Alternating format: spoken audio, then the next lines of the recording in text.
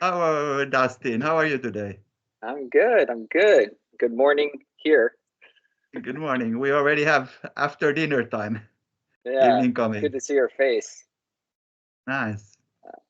To see you too. Yeah, yeah. Oh, So, Bock Saga, huh? yeah. That's a What's your deep story? subject. A good story. No, what's your story? My story.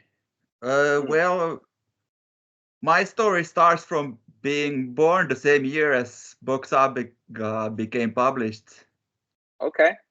which is already kind of an interesting feeling about the story itself. Hmm.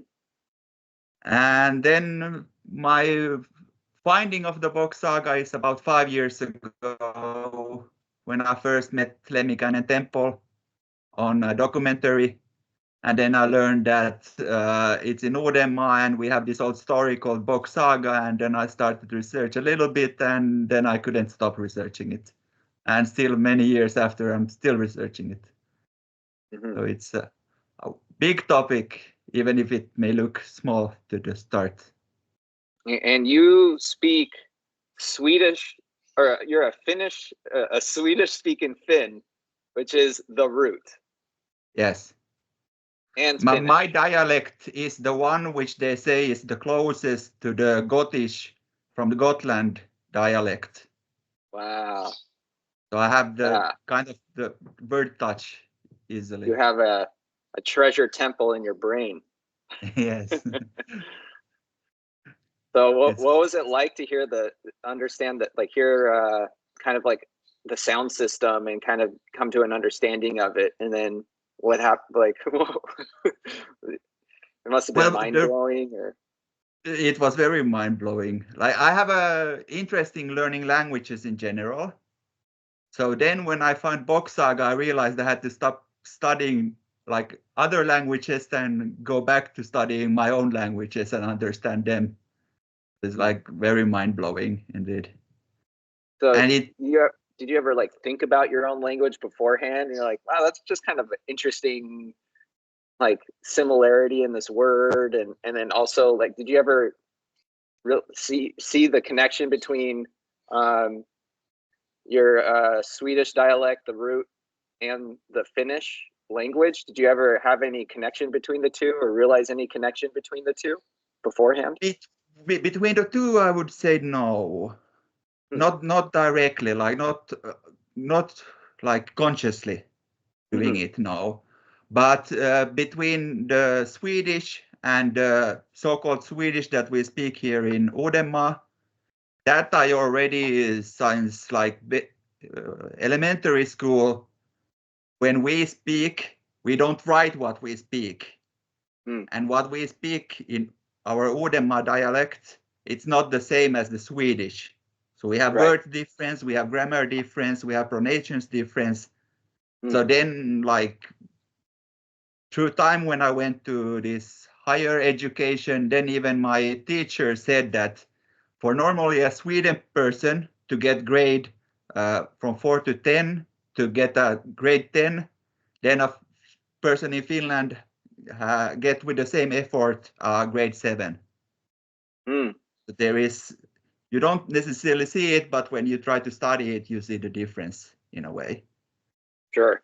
And that's between, you're saying that's the difference between Swedish and then the Udama dialect, Yeah, which yes, in Bock Saga would refer to that as root. yes. Mm. Um, But the connection to Finnish, that comes then when start to learn Bock Saga more and start to wow. see the connections and this all. So it's Wow. a whole wider spectrum. So how would like I obviously I don't speak either of those languages, but just more looking into the words, I see these connections all the time. And Yeah. so how how do you how like just the connection between two very different looking languages, saying Uh-huh. that Finnish is constructed from a root language. How Yeah. like how does it how can you describe that better than me? Well, I can describe it in such a way that it's so deep subject that I have not even have the time to really go really deep into it. Because the root language you can always split into several letters, but then to be able to understand how Finnish is structured from root, you have to like understand the small pieces in Finnish language when it's spoken with like small 2-3 letter combination words. Yes. So be able to dig so deep that you're able to open each of these small combinations letters into root. That is a big task to do, which I have not had time to do yet. Sure. I mean, I have some of the basic ones in my brain. Saga, you know, sa Yeah. to receive, ga to give. And so anytime you see the word or the syllable ga, it has something to do with giving. Yeah. Every time. Yeah. So God is about giving. Wow. That's how you actually this just came out. That's true. Yeah, and then other people have, people who aren't super deep in the saga have taken got as God, which is goat, Gotland, Godland, you know. Yeah. Um, and good. Yeah. Good God. Yeah. Good on the inside. Good. Got. Yeah. Wow.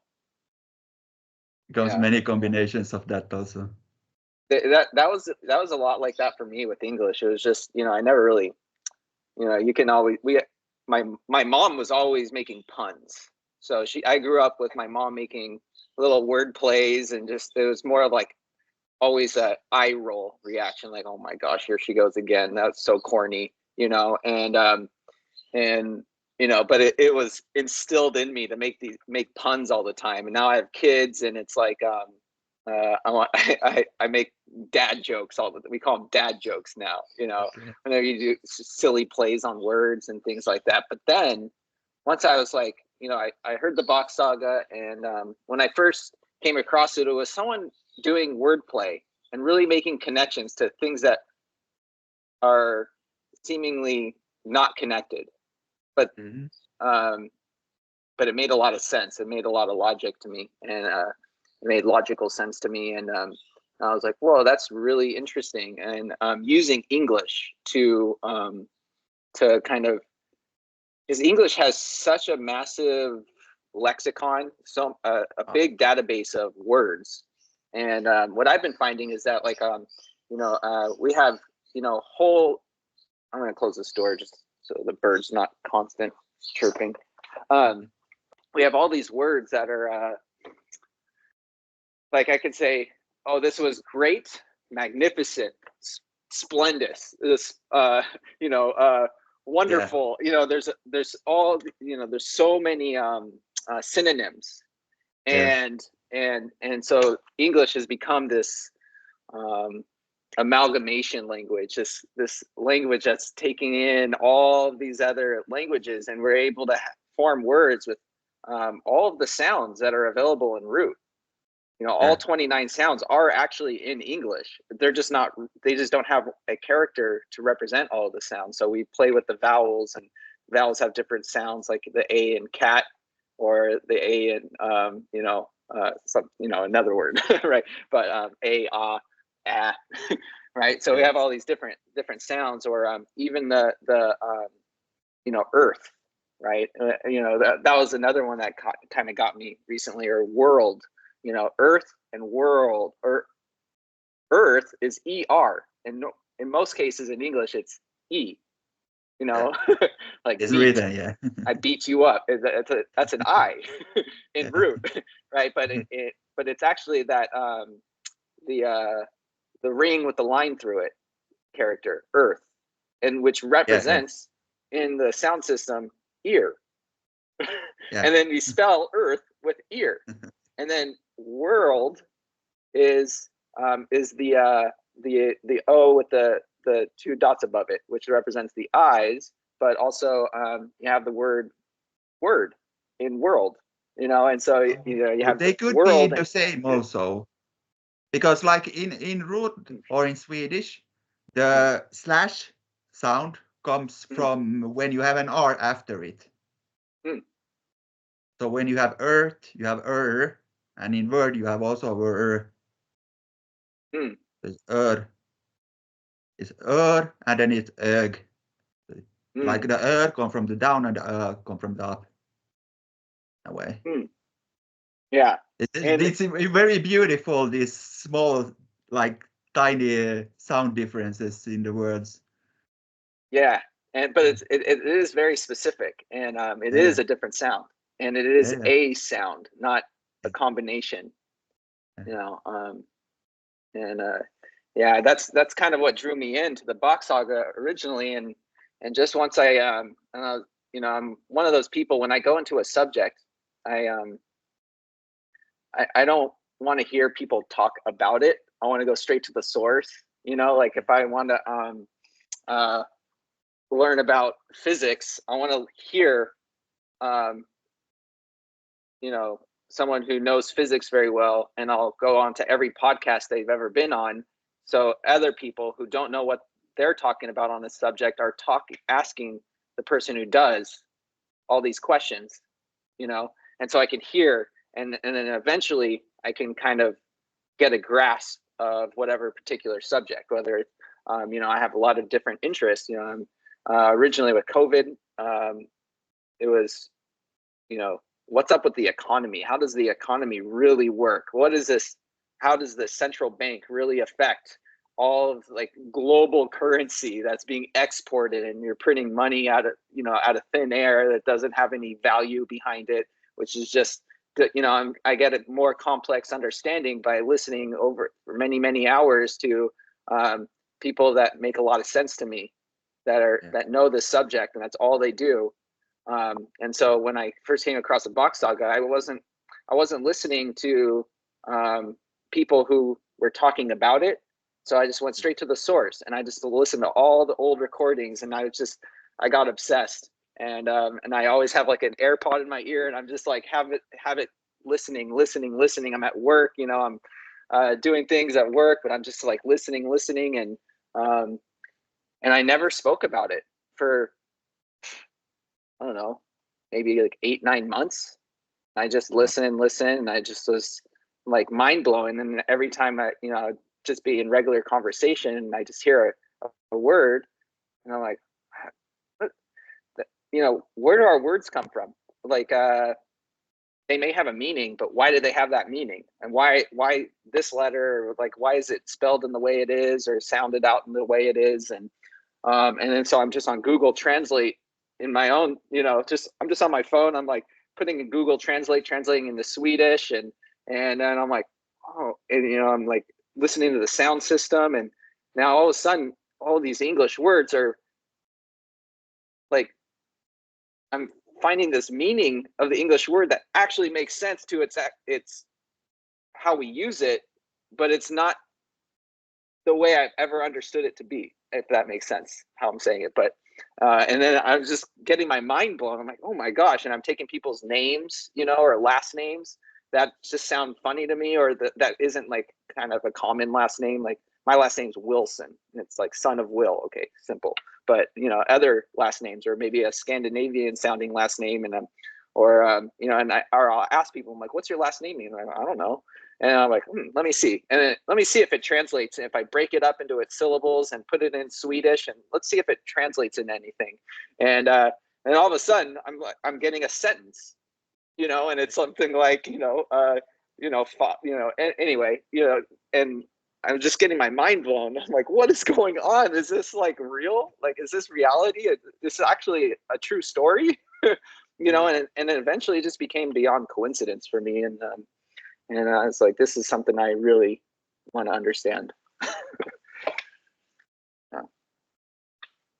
Also, the same like happened to me, that after learning Bock Saga, you start to look more detailed on names, on words, on everything, and try to find a combination and understand which letter means what in which case, and then like learning more about yourself and your family at the same time, while learning about the society and the people and the places, and everything kind of comes connected into it eventually. Yeah, and Rikberg province. people in America, I think we're having like this, our history, or even caring about history, is completely erased, right? We don't. Americans are just Americans, right? And don't want to acknowledge that like white people are coming from our Europeans, and like, I don't know. My last name's Wilson. I don't know who Will is. And I look through my family tree. There's no Will. So who's Will? Who was Will? I don't know Will. And but I am thinking that someone knew who Will was at some point. And it was, and one of my great grandfathers, was Will or William or something like that, and nobody cares. And then you have yeah. Then you have the adaptive names, that when you come from Europe with a name and move to America, then you change your name so that it fits into the language also. Yeah, or a lot of people's last names, like Smith.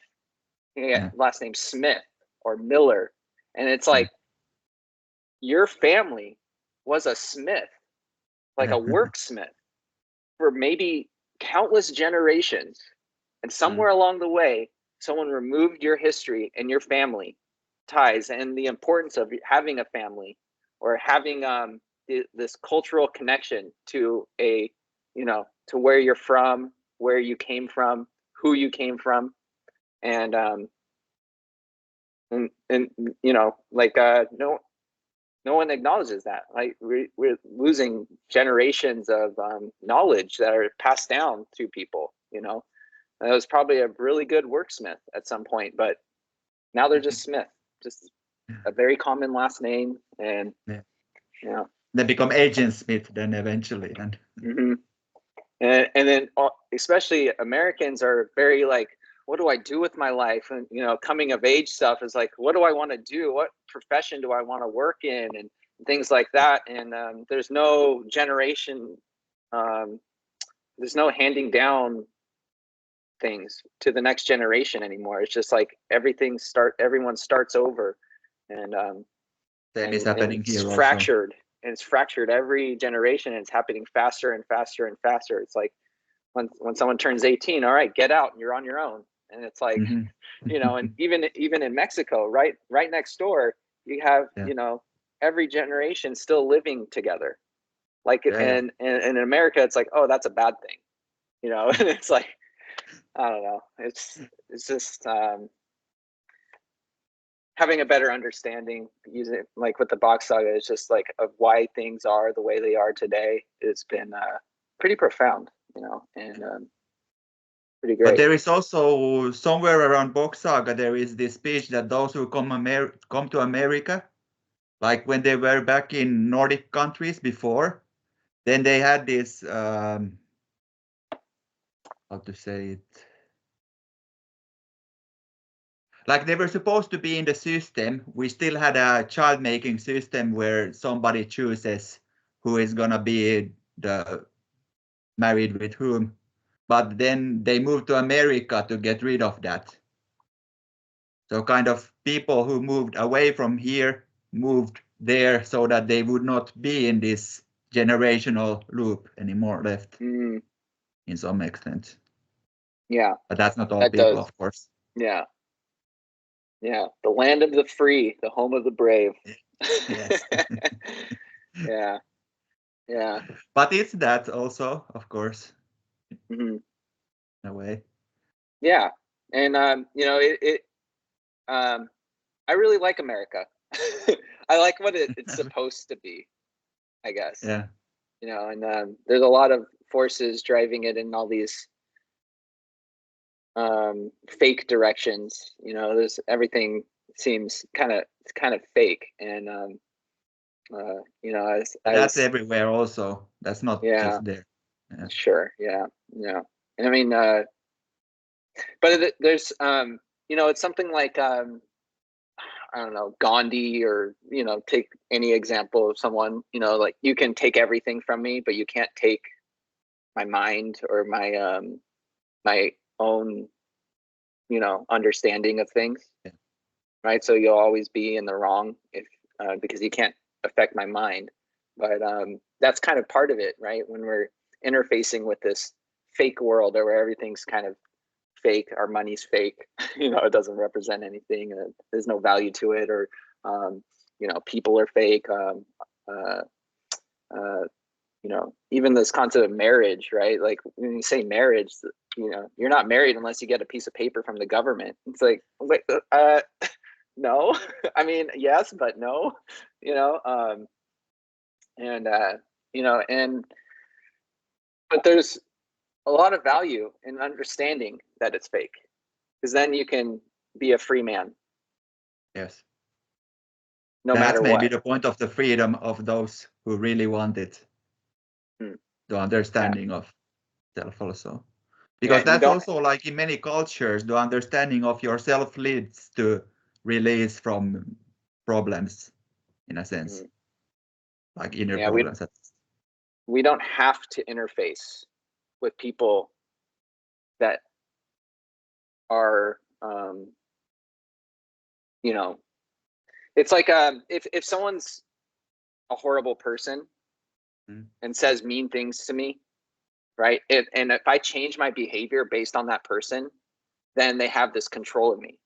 But realizing and understanding that they actually have no control over how I feel, that's the freedom, right? Because if you know, someone wants to put negativity or and things into my brain, and I take that and it affects me, and I change my behavior, or I change my thoughts, and I change my actions, then it is the negativity that is dictating my my behavior, right? And so there's something to be said about no, that's fake. That's not actually that doesn't affect me, right? It doesn't have to affect anyone. But you can also turn it into good also, that somebody says negative to you, you switch it around, and I'm stronger than that, and so on. Yeah, turning poison into medicine. Yeah, precisely.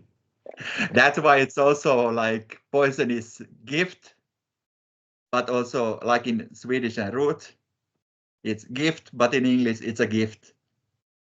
Like poison is gift, and then it's like a present in the other language. Yes, I like the word present because it means now. Yeah, that also. What's that? There's that quote. It's the past is gone. The past is in the past. And the future hasn't happened. And so, and right now is a gift, and that's why we call it the present. You know, something like that. Something like that. Yeah. Yeah, let's talk some Bock Saga, huh? All right. What do you want to hear? Well, I'm in Borgo now, which is also a really interesting place in Bock Saga. What's that? Borgo, the B and the O. Borg O. That's the city that when there is hell, then there is Sipo, and then there is Borgo. Okay. And then when we have in Uudenmaa 3 rivers, when you come from Tavastehus or Hämeenlinna down, then you have the middle river that goes down to hell. And then you have the western, which goes to Raasepori. And then you have the eastern, which goes to Borgo. So you have the name of Borgo is the combination of castle and river. Wow. Yeah. And that's then the river that you come. And according to Saga, we have a hill here, which used to be, like they say that it's a military fortress that they built. But according to Saga, it used to be the Trojabori castle, like the Troy castle. And that was the place where the Disa gathered when they were dancing to be mothers. There is this fields around there, around the castle, which they used to dance around. And then it said that when these Disa have danced and they have become chosen who is going to be mother, then the rabbis from outside who is coming for honeymoon, they're coming down the river, down to Borgo, And then from the harbor, they pick up the sisters or the disas, and then they take the boats, and then they drive down to the Lemminkäinen temple area, to the Gumbo Strand. And then from there, they continue their traditions in that place. So if I would now go to the beach 1,000 years ago, I would see boats going here down to Akka's place. And this is also paradise time. Yeah, it's supposed to be also after paradise also. Because it's the, as I understand, the tradition of this still continues also afterwards. What are your thoughts on with this castle, right? So I've understood it where castle is also where the place in Bock Saga where the next cast of people would be made. Yeah. Castle. And then we it have appears also in the Finnish Borg. word linna, line. Lina, yeah.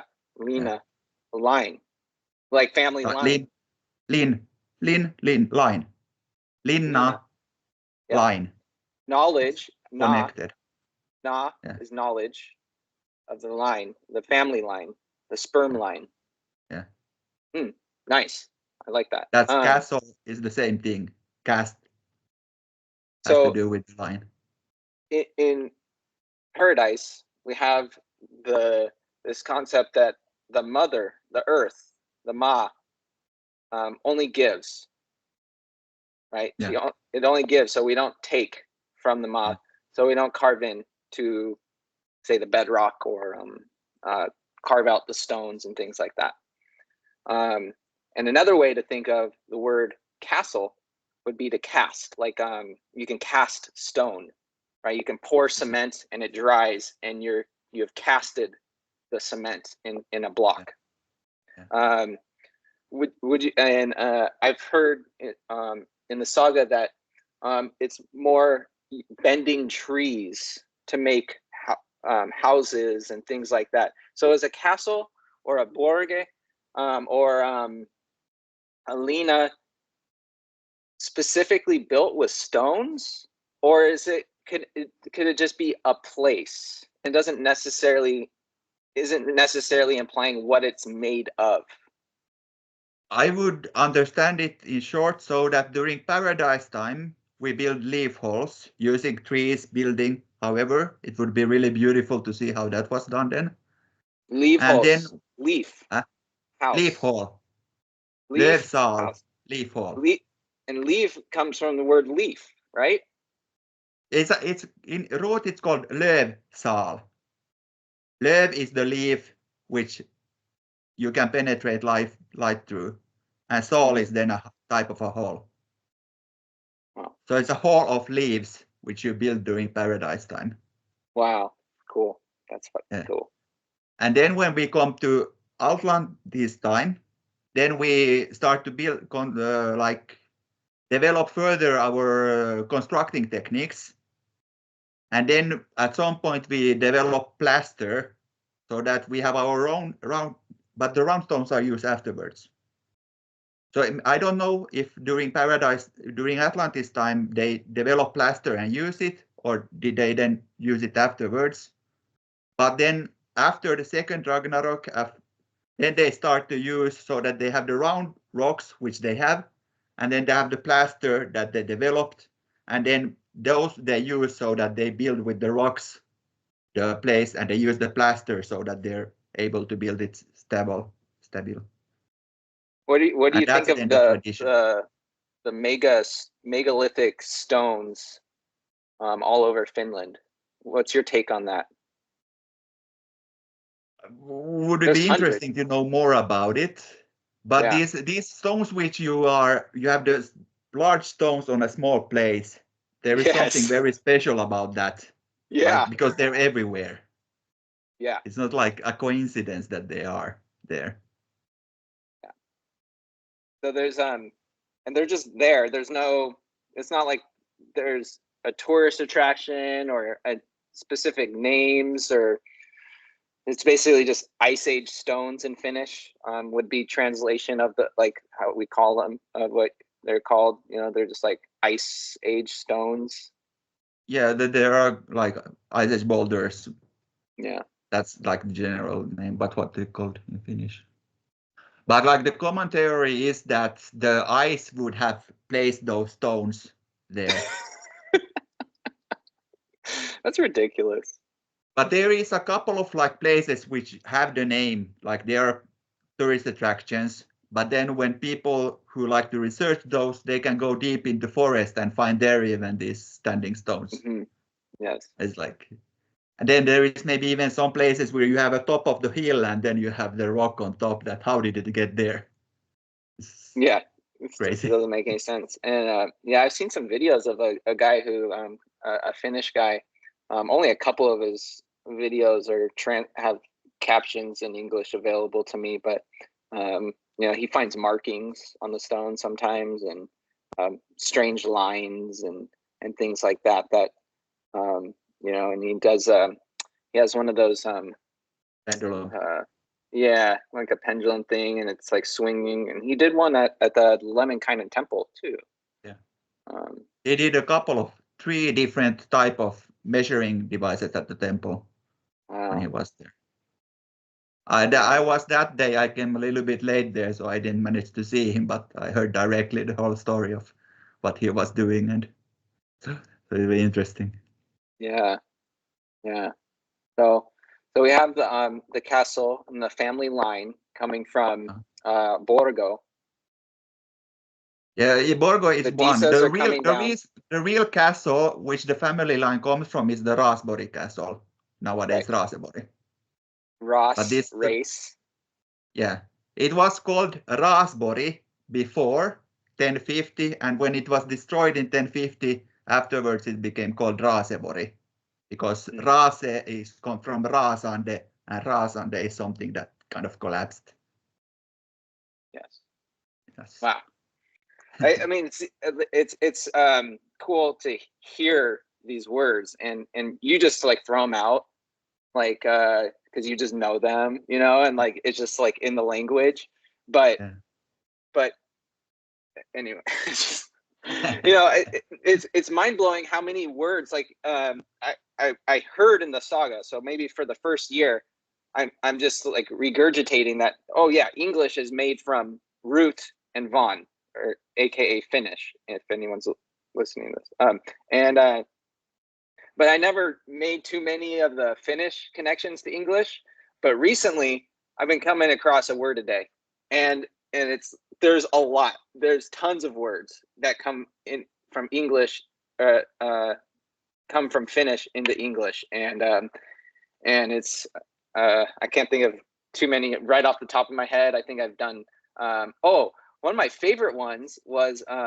Sorry, this is my favorite topic, is the sound system and the language and the words, you know, because the Bock Saga is kind of, you can either tell the Bock Saga as the story, or we can talk about it, or we can talk about the concepts within it. And my favorite's because this is the part that I think when people haven't really dove deep into the Bock Saga, don't understand the sound system, then you're not going to be too impressed. You're going to be like, oh, that's a cool play on words. You're just playing around or whatever. But one of them was ice. So yeah, that's ice in Finnish, right? Yeah, with a long ah. Yeah, and yeah, yeah, yeah, and so I was playing with that word and found it to be our ja in English, ja, and so you have all these things, and so if we're talking about these different time periods, which is we have paradise, and then we have ice time, yeah, yeah, time, and and there's all these things that you'll need, these new adaptations and new things that we'll need for ice time, for winter, this thing that wasn't existing before, yeah, and and so one of the things you're going to need for ice is a jacket, Yeah. A jacket. Jacket. Yeah. But it doesn't, the sound changes a little bit only because of the way we spell it in English and pronounce our J and A, but it's a jacket, right? Yeah, A jacket keeps you warm, right? And so, and then, or a lumberjack, right? Because you need a lumberjack to get the firewood. Yeah. A jack. A jackhammer. A jack. Yeah. And so it just keeps going on. Well, Jack has like tons of different names. Like a jack of all trades is something we could say for someone who does a lot of different things, and is very capable. And you could put them in the middle of maybe an ice age, and a jack of all trades will be able to take care of themselves and the people around them as well. But I think it's coming from this word ice in Finnish. Because ice age is jääkausi, so it's yak. Boom. See, I didn't even know that. It becomes there. Yeah, there's tons of JA words. I don't know why I'm blanking. It's just early in the morning, but not too early, but anyway. So yeah, and this that was one of my questions was so you said there's plaster, and it's possible that it was in Paradise Time, and then we have Ice Time that is for sure happening. Huh? I don't think they developed plaster during Paradise Time. There is no reason for it. There's no reason for it, yeah. Like when we say that Atlantis time was a time of inventions, then plaster was probably one of those. Because you need to start to develop construction techniques to be able to have buildings and agriculture and various things. And you'll need new jargon. Jargon for Ice Time. You have to create new words and new languages. That too, yeah. So that's another yeah, or jar, even in a jar, right? For fermenting, things like that. Keeping things, after harvest month, you use a jar.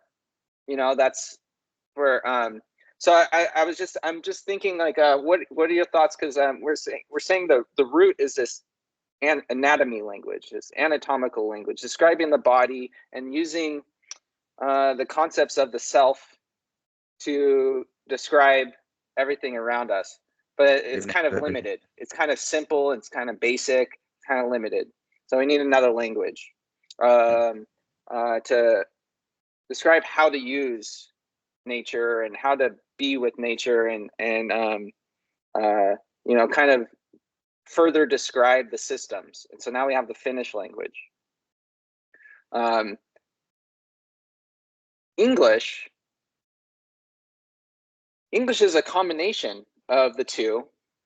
So we still get a lot of these great puns with male and female anatomy all throughout our words, but we also get these other things too. And then it's also been Latinized. So the English we're speaking right now is also Latinized. So we get a lot of astrology type words in our words as well.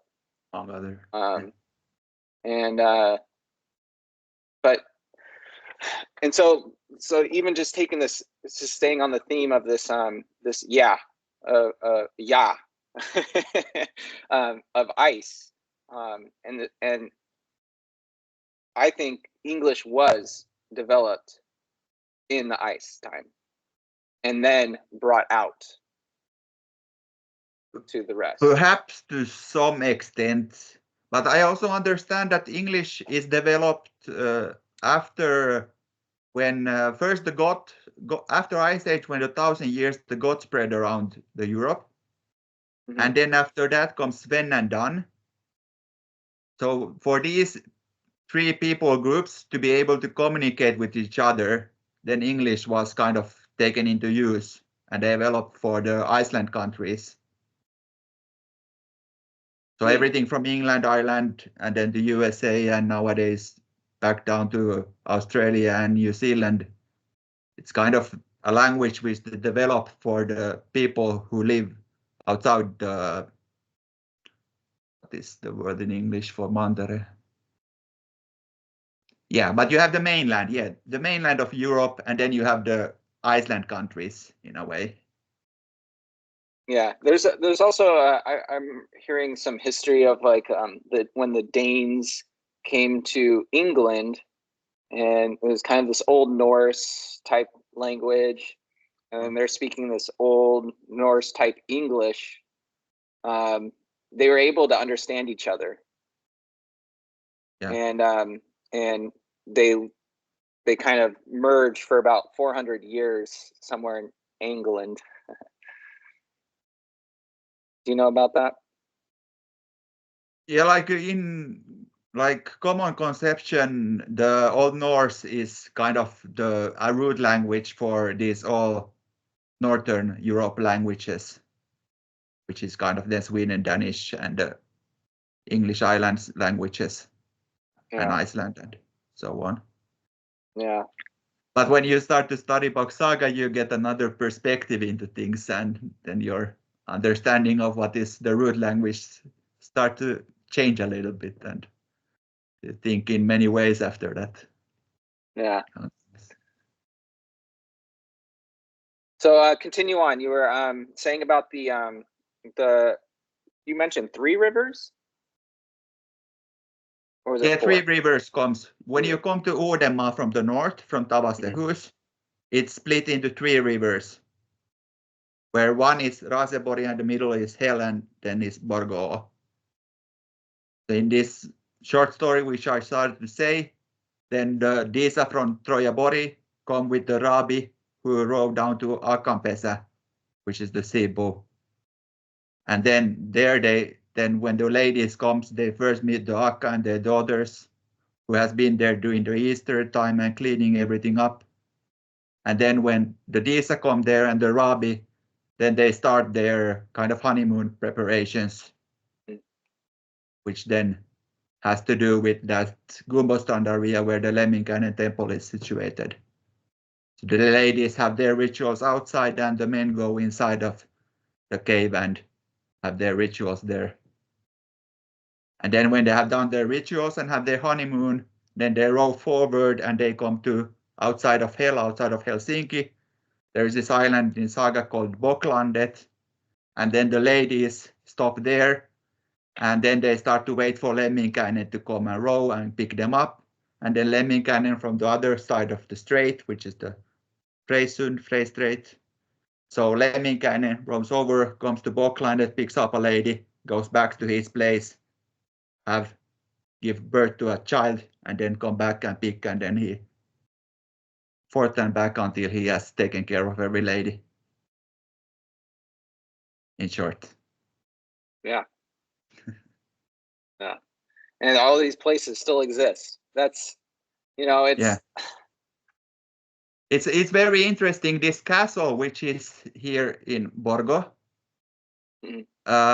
It's like said that in 1250, after they start to rehabilitate this place, then the Uudenmaa is separated into 2. So we have one like ruler of the east side and one ruler of the west side.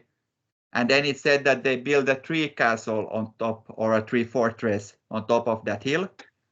And that hill is kind of huge.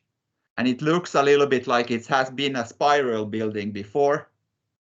And then they say that the spire, there is like holes in between when it's growing up, that they build a moat in between. They like build this huge hill with moats and then a little bit tiny tree castle on the top.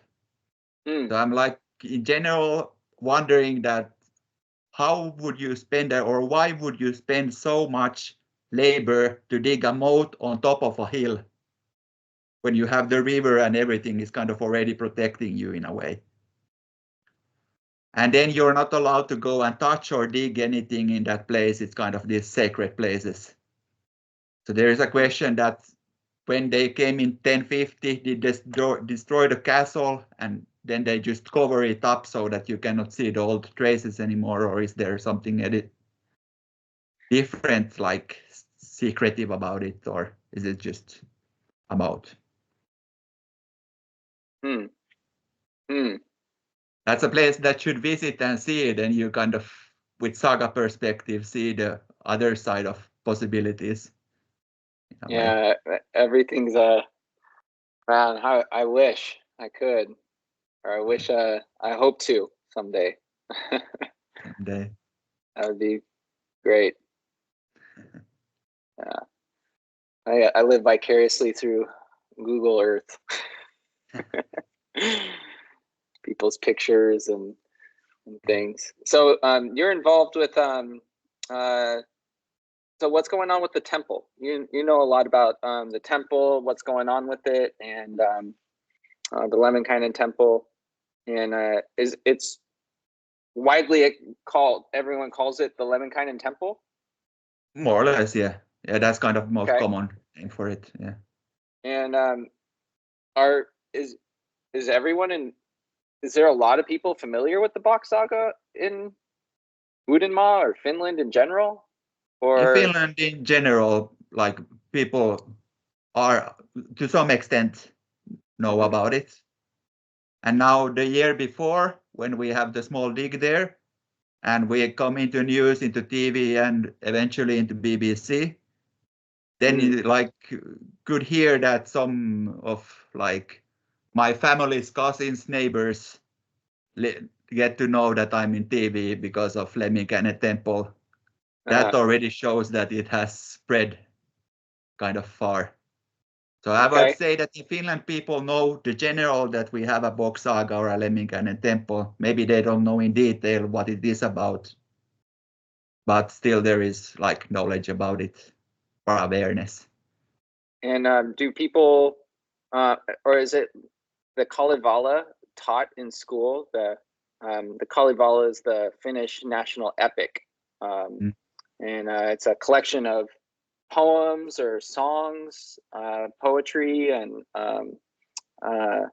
but it's very archetypal, archetypical. You know, it's very. It seems like there's a lot of meaning and knowledge stored in it that maybe is requiring some maybe the sound system or something to really kind of dig into these ideas that are put out there in the Kalevala. But is it like taught in school, or is it just if someone's interested in Finland and reading it, they just do? Or how is that? Is it not religiously followed like the Bible or something like that, but is it something like that where it's you know, everyone in Finland knows the Kalevala and some of like the old culture, or maybe a lot of the old songs? Or how's that viewed versus maybe like the Bock Saga later? The Kalevala is already recognized for a long time as a national epic or natural, this kind of poetry. And a lot of it is poetic stuff and like Would it be similar to like Shakespeare to us? Yeah, but perhaps something like that, roughly said. But there is still the story and the story root in it. So there is this story of telling the characters, the story of all this. So it's kind of like because I'm officially first speaking Swedish language. So then I don't go in deep into Kalevala into school as Finnish people do, because studying Kalevala is also a linguistic thing, that when it's written in this poetry way and it's written with what we call Kalevala mitta, so always when you speak, you have to have a certain rhyme and a certain words per every phrase. So you learn language in a completely different way when you are learning it. Interesting. But then when we start to mix saga into it, we have the first common claim to Eeyore that he read Kalevala and he came up with his stories from Kalevala. But then when you know Kalevala and you know the content of Kalevala, you know that it's very narrow compared to what Bock Saga teaches. Interesting. But then when you understand, at least I understand it so, that when you understand Bock Saga and you understand the characters, then you can start to decipher the pieces out from Kalevala so that you understand why did he say so and what does this mean. Because there is, as you said, there is this hidden meaning within the words also. Right. Even if it's not necessarily the sounds itself, but the words and their meaning, like, what is the word for that in English also? But yeah, you got the point which I was trying to say that. Yes. I, you know, and it was making me think about how I look at like maybe since I don't speak any of the language, I'm only looking at like one word at a time, you know, and then trying to find related words. Whereas something like the Kalevala makes me think it's taking all the concepts of all of the words being used in a rhyme and kind of merging them to create you know, a metaphor, maybe that was the word, or an allegory. You know, and this allegory, because, you know, it's something to say about truth, right? Because if I say you know, what's my hand, right? And if I were to if I were to go into every detail of describing my hand, you know, well, it's made of cells, and these cells have these things that, you know, mitochondria, and I have this wrinkle here, and all these lines in my hand, and I have to describe, and this one's going in this direction, and I can go into all this detail, right? And that would be true. That's true. But that's not what we're asking when I say what's my hand, or, you know, it's how do I use it, or what you know, like it's you can't say, you can't describe something with truth. That's why humans are this storytelling species, right? Everything is a story, and so we encode all the stories of everything in the sound system and the words, and then further combining words and things like that. And you find that a lot in, say, Finnish, where you can say a whole sentence in English and it's one word in Finnish, you know, something like that. Yeah. But it's interesting that you take the concept of hand, because the concept of hand in Finnish is käsi, and the concept of understanding is käsitys. So you have like when you can grab something, you are like handing it, and you're in a way. Yeah, and I mean, it also sounds a little bit like castle or casting, you know, casting, and you said grasping, and casting, grasping, and yeah, that's cool. And it's, you know, it's what we can we use them as tools to, you know, mold our physical reality, kind of thing. Also, there's five. Five is an interesting number too, right? Okay. And that's representing well, aren't there 5 aspects to Udin, or is it 7? Yeah. But Udin is a 7. The number of Udin is 7, and the Udin has 7 lights, but it has 5 powers. Yeah, I like the hand one too, because it's the palm, right? And Michelle was telling me that the palm, the word palm, came before, say, the palm tree. So the palm tree is actually being described as a palm. Yeah. And then also you take away the M in palm and you get pal, right? And why would it be our pal? Well, it's everyone's first girlfriend, let's say. But it doesn't not necessarily our first friend. It's our pal, and use it to maybe so is this finish at a pall? Is it like a stool or something? Or is that in root or in root it's pal, and it finishes palli. And the palli is also the balls. Mm. So pal, balls. Yeah, so they are destined to be connected. Yeah. But Kalevala also is interesting in the way that when you start to understand saga and you look at Kalevala from saga perspective, then things start to give purpose in it. Mm. And also when you understand saga, then you can see, because Kalevala is traditionally an oral tradition that had survived in these places where these colonizers didn't reach so much. So like in the far north, in the forest, there were the people who kept the runes by pronouncing them through generation to generation. Like you have the blacksmith, blacksmith. You have the rune person, the rune person, the rune person. So the runes stay in the family, and then they are collected. Wow. And according to saga, when you have the information system from Väinämöinen writing his daughter, spreading the information out from Uudenmaa and coming to each ringland. So in the ringland, there is always rune men who know the runes. So then we can have these rune men who have survived and keep these traditions, and then that's gathered to Kalevala away, and plus everywhere else. So this has to do with the information system. Yeah. It's the like bits and pieces of the information system which is left. And when we say rune, it's not written. No, it's written in the 19th century. It's written up. But it's like you said, it was it's it has a rhythm. Yeah. To how you say it, and then you have the instrument, the kantele.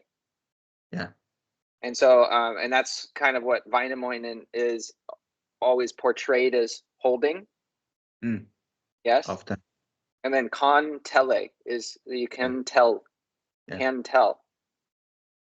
So you can't tell. And then the so he's telling the story and passing the information through song, through verse. Yeah. And it's coming from one source, and it's with all this knowledge, you get one verse. One verse. Now we're in universe again. Something like that. I'm just playing, but the kantele, that's cool. And then so and so each family, that's one of the really cool things that really was, we were talking about last names, and or I was talking about last names and like Smith or Miller, things like that. It was showing that their family had a trade or a purpose, and when you have these titles, it is your responsibility more than it's like your duty. It's your purpose, right? And so everyone was born with a purpose that was born with a title. So the Lemminkainen didn't choose to be the Lemminkainen. No. He was destined and required, and it is his responsibility to fulfill the requirements of being the limb and the cane, to all the Lemminkainen, and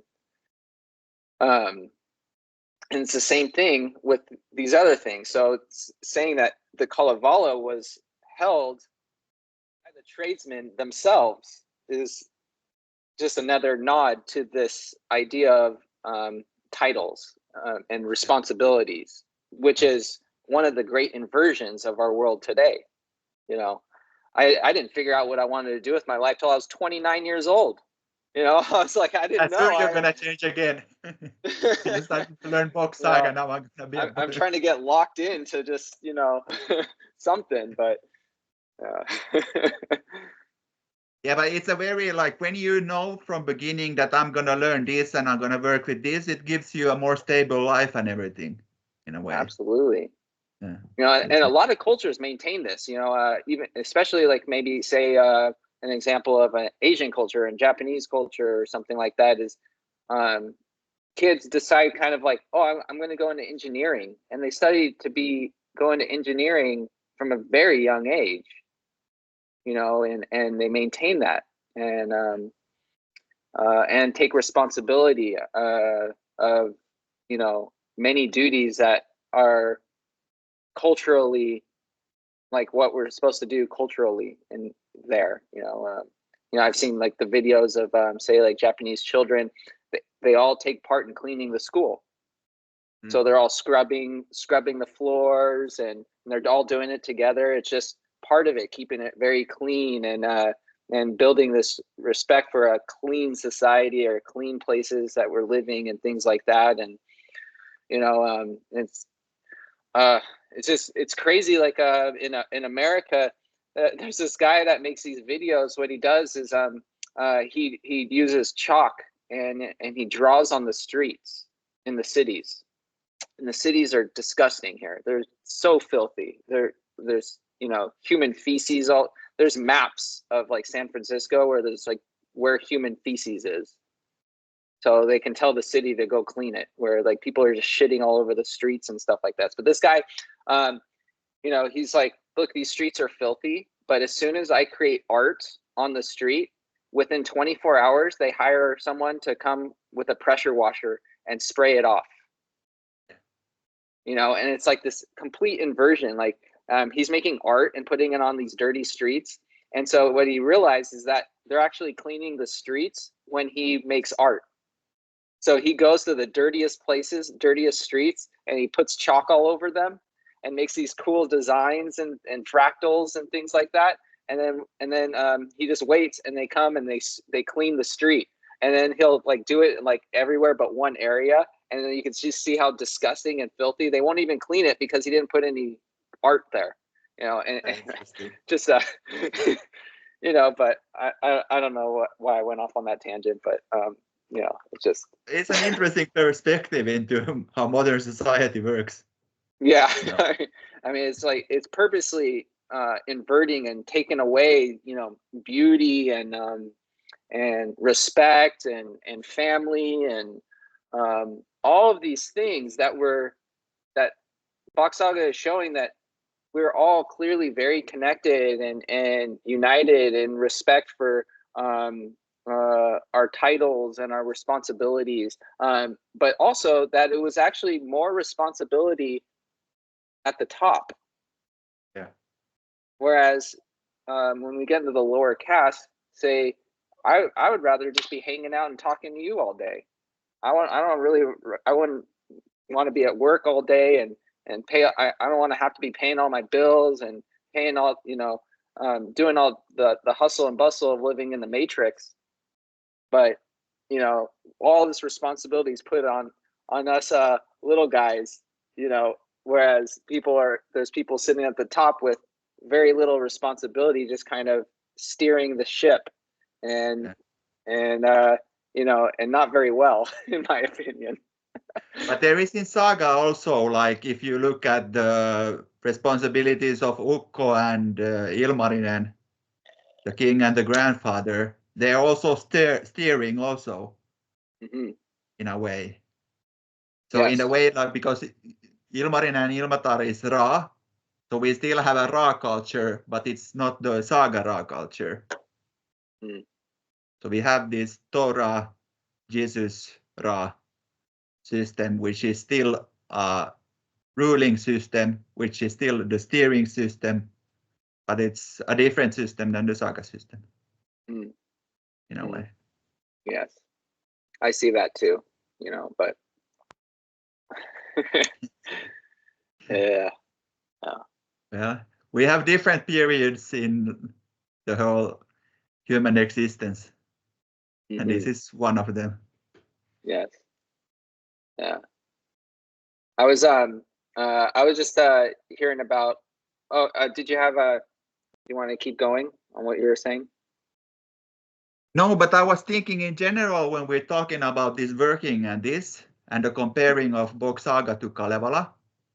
There is, for example, Sampo.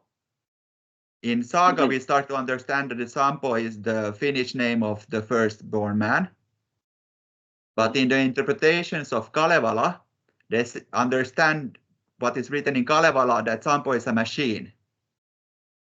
And then there is this one story about Sampo, that Sampo does, one day he does wheat, the second day he does salt, and the third he does gold.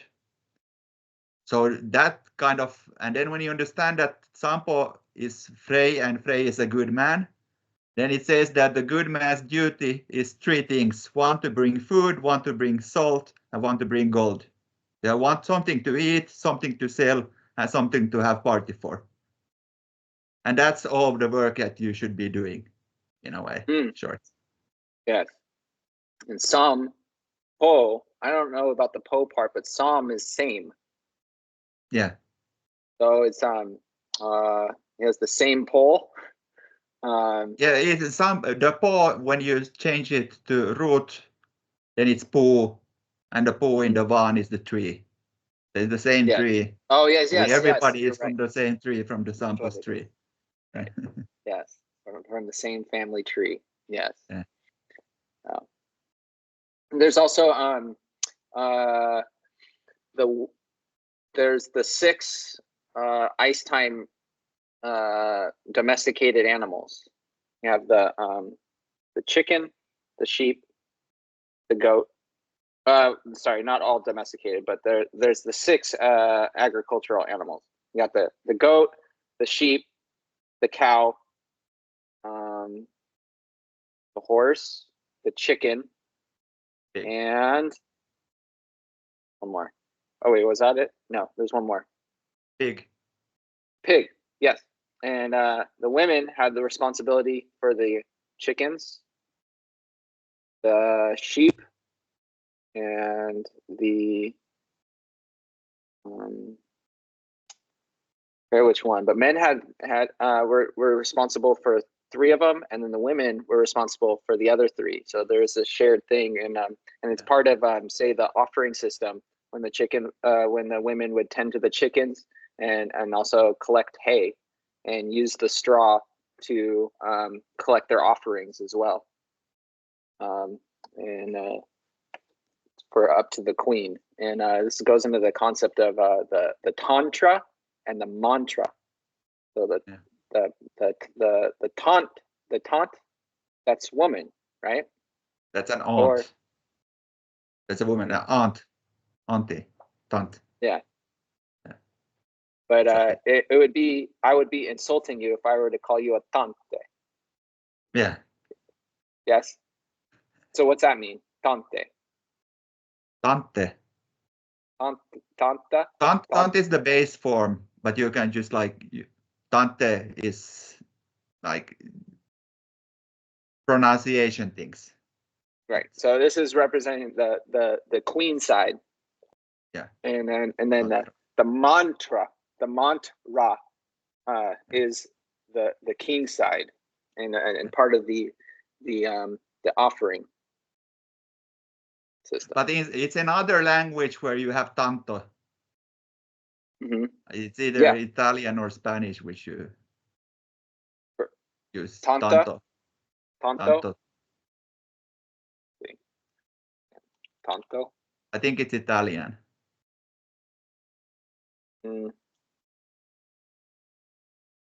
Tanta. So much. Portuguese, Spanish. Huh? This means so much. Tanto. But then I'm just confused. But we have it's tío. Tío and tía is in Spanish is aunt and uncle. Which is interesting. That's a fun connection actually too, because you have the firstborn, the oldest son, and then the 12th son, which is the Lemminkainen, the first son, and then the 10 brothers in between are the 10 Tintantio. Tintio. Yeah, and what you said, and just learning the sound. Tintio. 10 Tintio. Yes, and it's basically 3 words for 10, and but these are literally the uncles of whoever's born from Lemminkainen. Oh, yeah. And it is Tio is uncle in Latin languages. See. Mm-hmm. You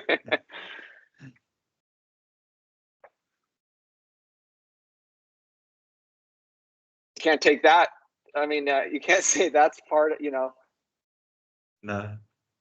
I mean, a lot. There's so many things in Bock Saga. It's just so beyond coincidence. Yeah.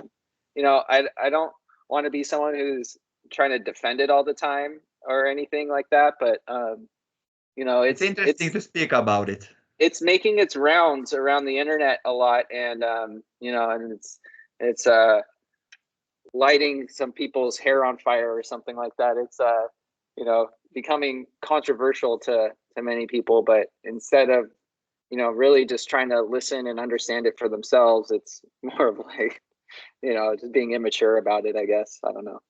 Instead of but academic. It has been controversial for 40 years now, so yeah, so it's it's just how it is. That's why it's nice to just say talk to you and to people who are at least familiar with it, and so there's not the taboos of everything brought into it, but just using modern concepts to show the inversion, because we know things are wrong, but we don't know what was right, or what we know what's this is unnatural, but we don't know what it means to be natural. And it's a story of what it's his story of what they believe to be natural or understood to be natural.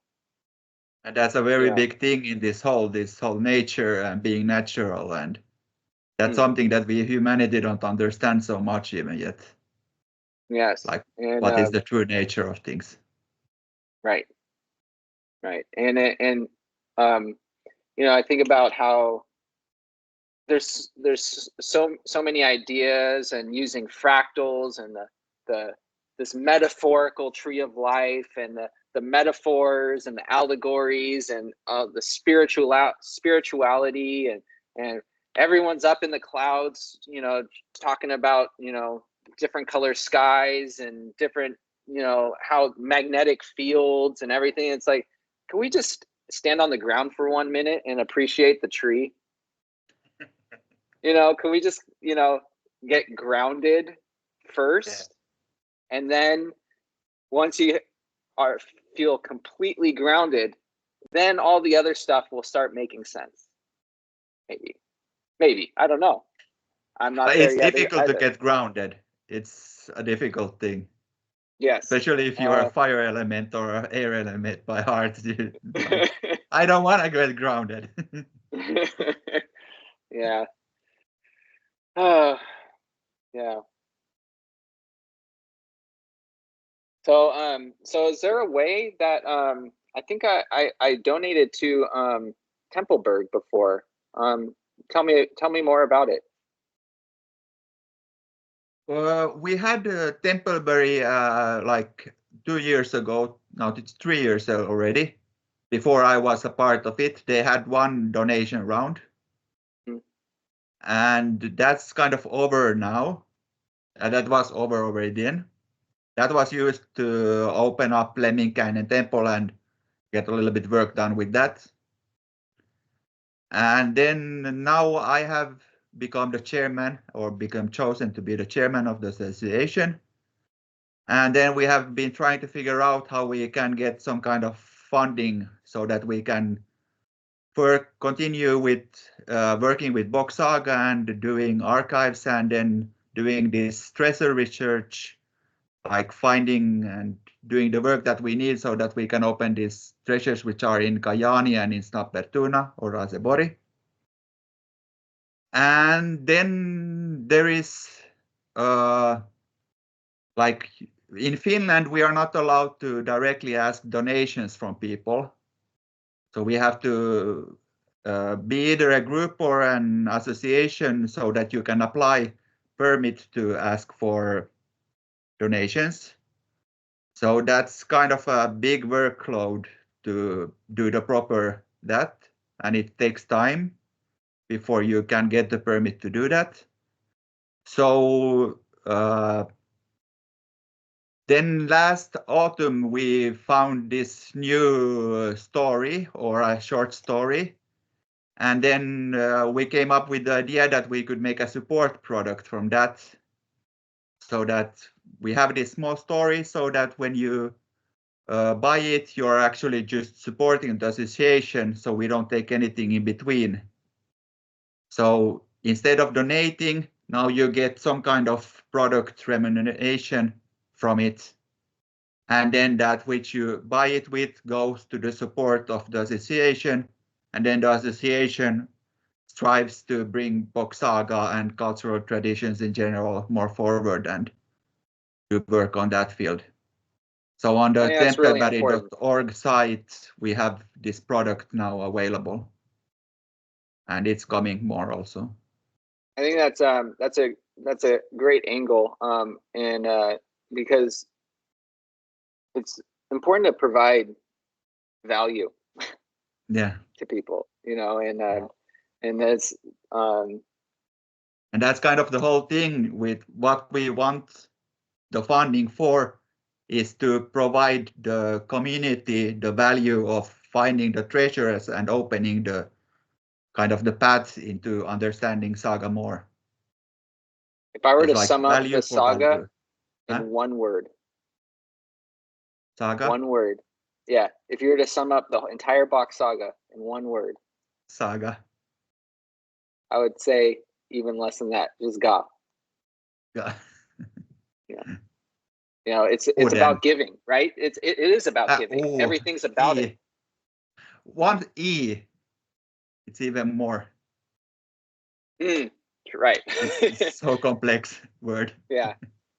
Yeah, but this idea of giving and providing value. I was actually raised Buddhist, and one of the ideas in Buddhism is the Buddha, the Shakyamuni or Siddhartha, whatever you want to call him, the different names. He wrote these different sutras, and sutra is like a word like stitch, like a stitching, a sutra. Even in like medical terms, like if you get stitches and you cut yourself and you get stitches, you get sutures. But he wrote these sutras, and he wrote a number of them, I think 12 maybe, but it was his second to last one called the Lotus Sutra. And this sutra particularly is the one where he obtained enlightenment. And so it's to say that all the ones preceding the Lotus Sutra was his journey to enlightenment. And so the form of Buddhism that I was raised with, I was born into this. So my parents have been practicing this form of Buddhism since before I was born, so over 40 years. And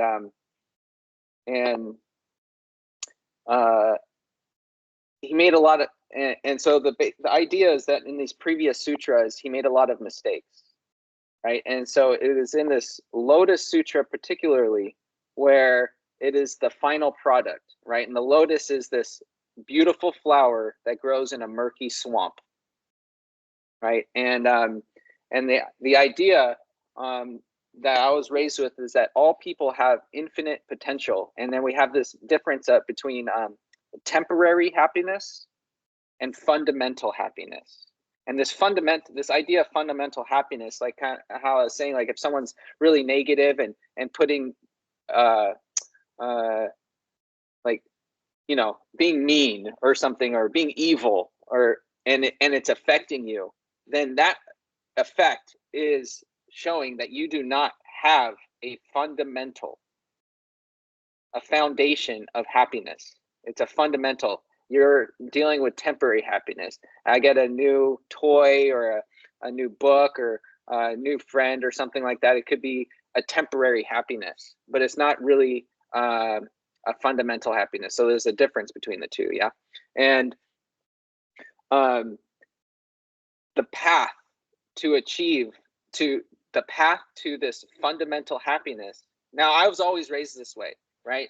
So when I heard the Bock Saga, this is, you know, I had a much better understanding, because I already had this idea of this fundamental happiness is achieved by providing value to society. And when you're providing value to others, to other people, and not to yourself, it's also not selfless. You also take care of yourself, you take care of others, just as in an airplane, you put your mask on first before you take care of someone else, right? It's providing value and giving people, and it's this idea of giving. And so, like, same thing with that in having something of value to provide people, to raise money for the foundation, I think is the best route to take, because it is still in line with this idea of giving, right? You want to give something, and without the expectation of getting anything in return, right? And the same thing in the offering system. There was no touching. It wasn't like, oh, I you know, there, you know, there wasn't just blatant orgies everywhere because everyone just wanted to get off all the time or something like that. It was about the giving specifically. And I understand anyway, it also that it happens behind curtains, that you are not in public. Or drinking under the table. Yeah, like somewhere it's not publicly done. Right. In a way. Yeah. Correct. And there is the discipline of everything and the respect of others, and and it's based on a feeling. If I don't feel like it, I'm not, you know, yeah. But that, you know, when someone drinks more alcohol than another person, in English we have a word, you know, or a phrase. It's, you know, like who can drink more? I'll drink you under the table. Yeah. We say it all. People say it all the time. Yeah, same in Finland also. Like, what's that mean? Oh, same in Finland. See, and so this is another hint, because, you know, I heard E.R. Bock specifically say that also when describing the table, like let's see, one of the early on words was smile, le, smile, and there's so many English words with le that where it's kind of silent also. So you keep in tabs on the smiles, table, table. I don't know, you know, or even in castle. It's also, right? It's board, and it's be and ord. Ord is word. So actually, yeah, it's board, ord, word. It's the same in the castle. Writing. The word. The word, when you take the W away, it becomes ord. Yeah. Yes. And then when you add the B, it becomes table. Yeah, and in Hebrew, they have a very similar meaning for B, which is bethe, which means house or box. Okay. And it's more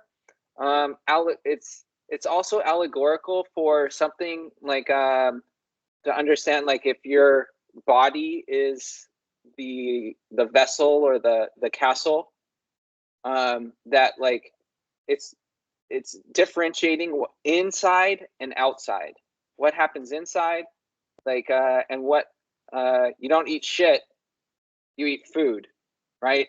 Or you don't drink food, you know, and it's what can go in, what is acceptable to put in, and what is acceptable to put out, and what comes out. And it's this difference between inside and outside, but it's what is that, right? Like that, it doesn't whatever. I can't go too deep on it, but I also feel like Borg has this deeper meaning, not just a physical castle. And then every time in modernity we hear the word castle, we think of these, you know, maybe like medieval castle, like a built of stone and large, like a mansion or something like that. But there's all these.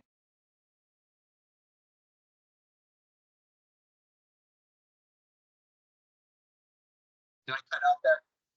Yeah, all good. Okay. I was getting a phone call. Can you hear me? Do I sound different? Yeah. My headphones cut off. These are useless now.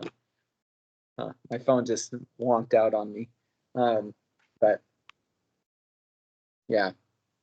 So like and so when you put board or board, yeah. Borg. The B is castle and then the word. And so it also, you know, it's talking about something physical that has something to do with going in and out, inside and outside. Oh, and isn't in the rhyme itself, in the Alfar Nasbete, that it's inside the castle, inside the castle of the Osir, or inside Osir's castle.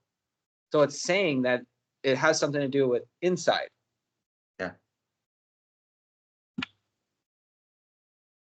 Just interesting. But Bori is also, when you cut it up into pieces, you have Bu, and Bu is then the nest or the home. And then when you translate it from the opposite side, then it's Oden's Bori. So it's the castle of the sun. Your home or your nest is the home, the castle of the sun in a way. So the sun lives, or Oden lives in your home or in your castle. So Bu, nest. Bu. Bu, Hase Bori. Wow. Rase Bori. But then it's Borg when it's just the rhyme itself.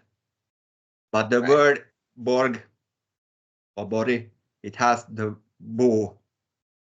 Right. And then it's Rasgrund. Yeah. So that's also in Rase Bori. Yeah. And so, oh my God, that totally connects it. I've probably heard this before. It's just I never understood it myself. So the race, nest, re, like over and over.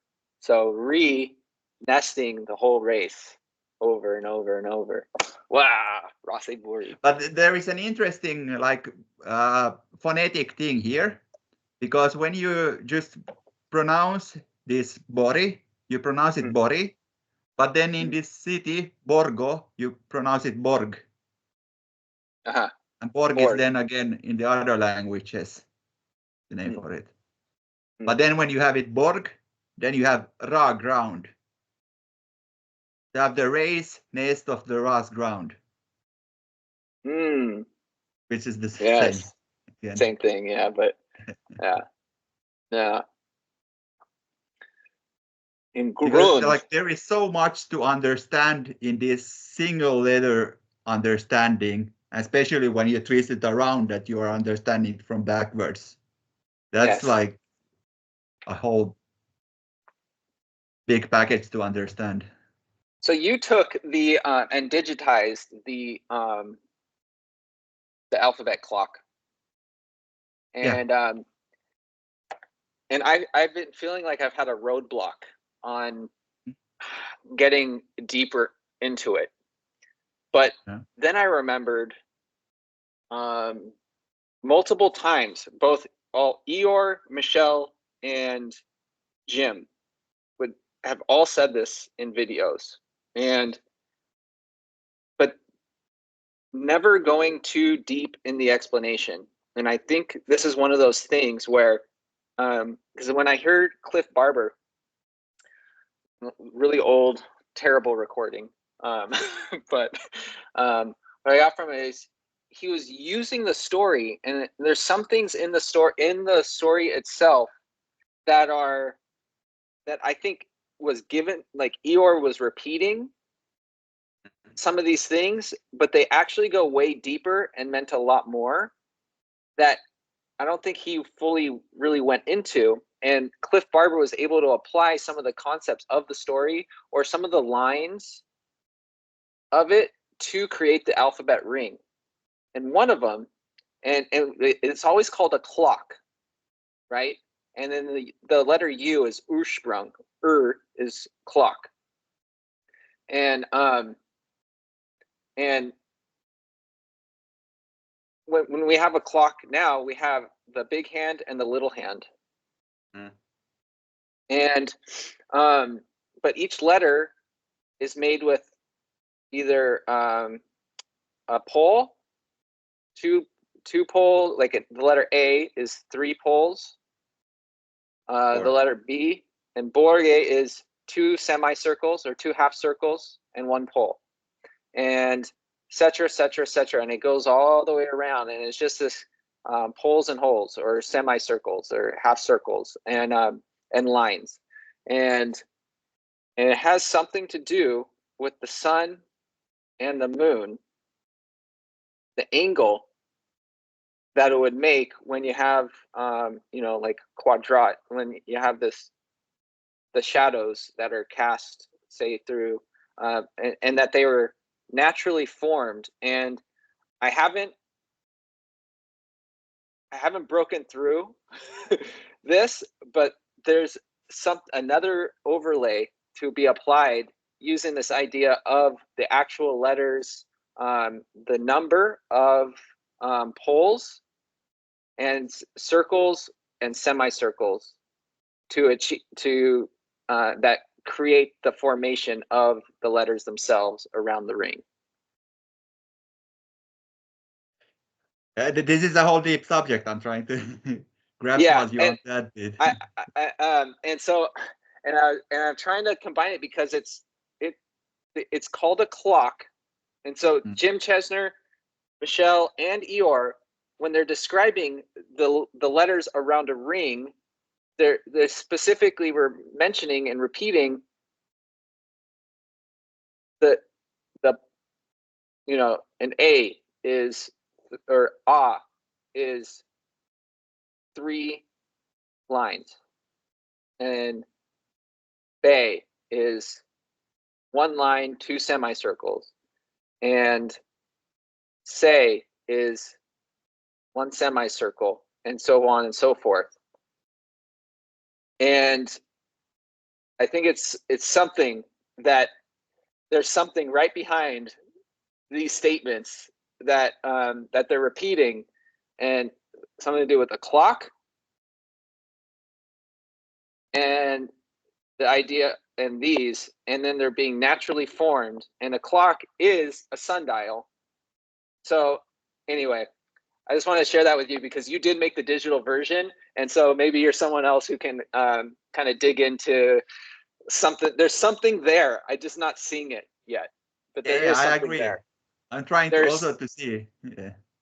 There's something big there too, which I think would be a major breakthrough, because I've really feel like I've hit a rock wall with breaking through, and I making the ring and the flower of life, and making all the letters, and they're all connected. Like I couldn't finish making one letter without finishing, like, I couldn't finish the whole thing until I started putting all the different pieces together, and then they all just kind of form themselves, and yeah, so there's something there. So anyway, I just wanted to put that. But there is the whole concept of the whole root language that it has to be i-ringen, so in the ring. And when you have i-ringen, you have the I and the ring. So i-ringen is I-ring has to follow everything. And that's the same with when you talk about poles and holes and letters with semicircle and half circles. There's also shorter poles too. So there's like a half pole, a whole pole. I don't know if that's yeah, there is a length difference between like them, yeah. F. Yeah. F has a long pole, 2 short poles. Yeah. Or E is 3, yeah. and then 1 long, so it's 4 total. Yeah, and the there's 3 are there. different lengths also. Yeah, so yeah, there's something there, and there, yeah, I don't know what it is, and but I feel like I'm going to have an aha moment in the next month or 2 about it, but I haven't had it yet. But I'm on the brink, I think. The thing is, which I'm now next thing when I start to draw the next thing about that, I want to make this with Cliff Barber did before in the video, that now we are been drawing 1D letters, but he has these 2D letters in it. So this writing with this 2D so that the letters become like full. Because now you have only a line. Oh, you're right. Yeah, so he had kind of like a 3D looking formation of them too. It's a 2-dimensional when it becomes with an area. Yes. So there can be also something in that. Yeah. But we don't have so good quality of how he did it, so let's see. Yeah.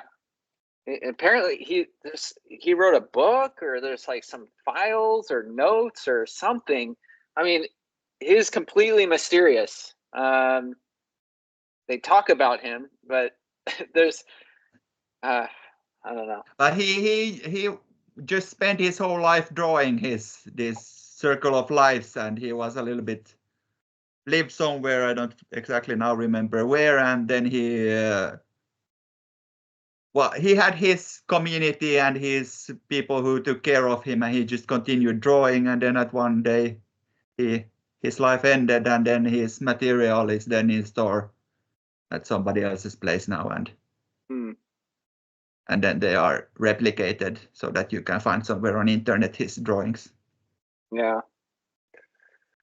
Yeah, well, he must have been an interesting person also. Yes, eccentric. Maybe it was because I remember being told that, like, when we have the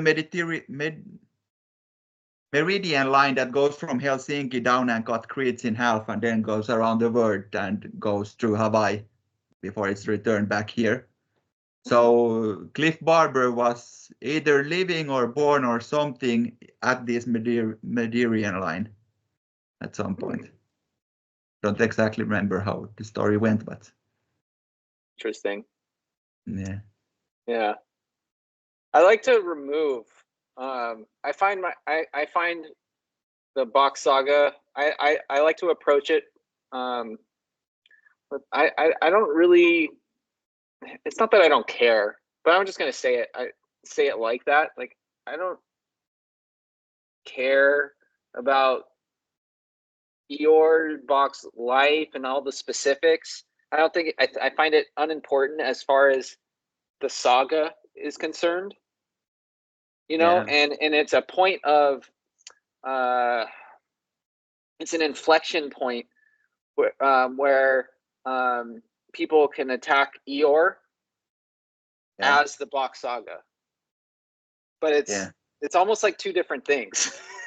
He is just one person among we don't know how many persons have told the Bock Saga within one family through the ages. Right. It's like, if you have a problem with the saga, you need to take it up with Eeyore's ancestors. Yeah, precisely. And you can't do that, or it's like we have. I just find it fascinating how Finland has, this Kalevala and all these poems, and I think it was you who shared at one point in the Bock Saga chat that it was 100,000 poems. It was not me, but it was another person. Yeah, but that's right. Yeah, we have this SKVR, which is a collection of poems, and we have other similar collections also. There is a lot of this kind of old poetic stuff, which. And I was just gonna say, it's like, what kind of, and we look at the history of Finland. Yeah, I guess they kind of started around 500 years ago. And the rest of the world's like, we have all the Vikings. What about Finland? They're not in the Viking story. Oh, okay. Well, what about Finland? Yeah, I don't know. They're just, Russians. I don't know. They're Asians or something like that. Like, okay. And then you have all these mythologies and histories, these rich, deep cultural histories of India and China and Africa and even the Americas. And then you have this culture that's almost not even acknowledged, honestly. Like, I never looked into Finland before Bock Saga. Knew nothing. Maybe you heard that you guys are rated happy.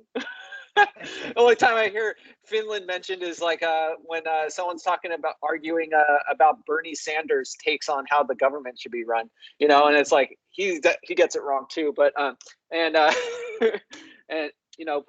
but then there's hundreds of thousands of songs and poetry from ancient times, and you're gonna say that their history begins 500 years ago? Obviously, there's like a missing piece here, and that is either being suppressed or it's just not. It's undeniable. And so now we're like, okay, so let's talk about Hindu mythology. Oh, the Vedic astrology, and then we have these different astrologies and religions and all of these different things, and nothing is as prolific, as enormous, as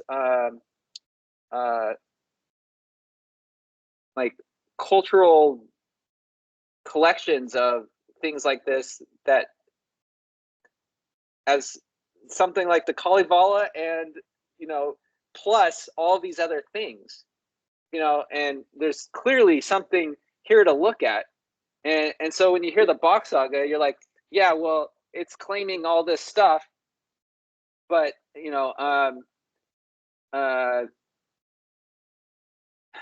I'm kind of mixing my thoughts up, but not being able to say it, what I'm trying to say very well.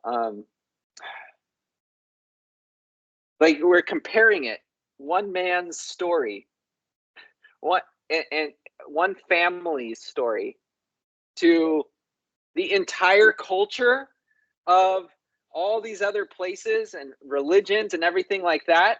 And it doesn't make any sense. You got millions of people talking about this thing, and you have one man talking about this thing. And he's the bad man. It's mind blowing, and he's the bad guy. like how can he make it up? I mean, he part of Eeyore's life story is at 28 years old or 29 years old, he was trying to go into theater, but he couldn't read the lines, so he was basically fired. Something like that.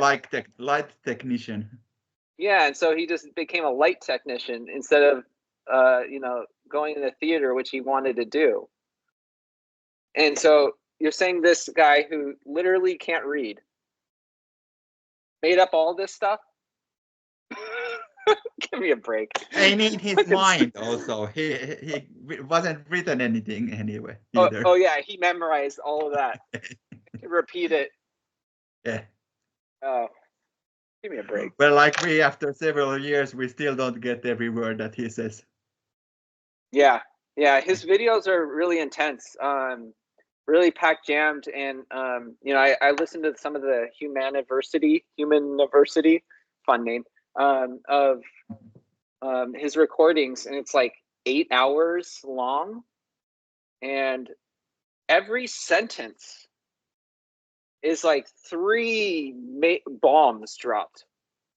in the words that he's using, and it's too packed jam. It's too action packed to break down and go into, but it's such a treasure trove. Once you have got like the entry drug for an English speaker is definitely Jim Chesner. Like he's your gateway drug, I should say. You know, he has simple language. He's a good storyteller, and he's also, you know, he's good with his words. And so like when I first heard the saga, I was just listening to Jim Chesner videos, and I'm searching through podcasts of everything I could find of him being recorded and everything he said. And then once I exhausted everything I could find on Jim Chesner, and then I started listening to Michelle, and I was like, oh my gosh, like he's even more in depth and even more. And then I hear Jim Chesner say, you know, like, you think I'm, you know, telling it well or something like that. But whenever he was stumped, he was like, you're gonna have to ask Michelle. You're gonna have to ask Michelle. I don't think I can answer that question very well, or go too deep into it. And then you listen to Michelle, and it's like boom, boom, boom, boom, all more and more and more. And then you get to Eeyore, it's just like, I'm not ready. You know, I pick up a few words here and there, like mantra and tantra, you know, and then and that makes sense to me. And but Sutra, you know, is actually also sutra, because su is the mouth and sutra, wow, the peak of the speech. Poor. But it's also like we are listening to tapes.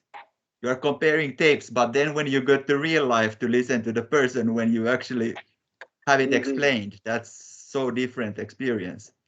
Yes. Like, to get into really deep details about stuff. Yeah. Yeah.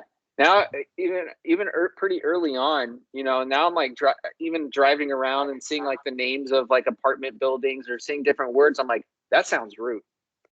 That sounds rude, you know. And I'm like, that sounds like. I remember because I used to live in these apartments called the Serenade. Okay. Serenade. Serenade. Share the raw. And it's like serenade is like when you like say nice things and you're trying to like kind of court someone, you know, and you serenade them with compliments. Yeah, the ending, which is nod, we were trying to decipher with one guy, because like when you go to sauna in Finnish, when you throw the water on the stove, it's called löyly, and then in Swedish it's called löyly. Löyly is when you throw the water and the steam and everything. And then in Swedish, it's called, the sauna is called the bastu. So it's called the bastu nod when you throw the löyly. And then when you, for example, have a marketplace, it's called a marknad. They have this nod ending in different words also, which indicates something that has to do with something that kind of is alive or something. Nod. Actually in English, nod. Yeah. Nod. Serenad. So it's to see and repeat and live with it. Wow. Somehow. That's interesting. Knowledge of the drink. Not drinking the knowledge. Nod. Yeah, drinking other knowledge. Yeah. Drinking other knowledge. Yeah. Wow. Yeah, I like that one. And then backwards, you have on, which is like on and off.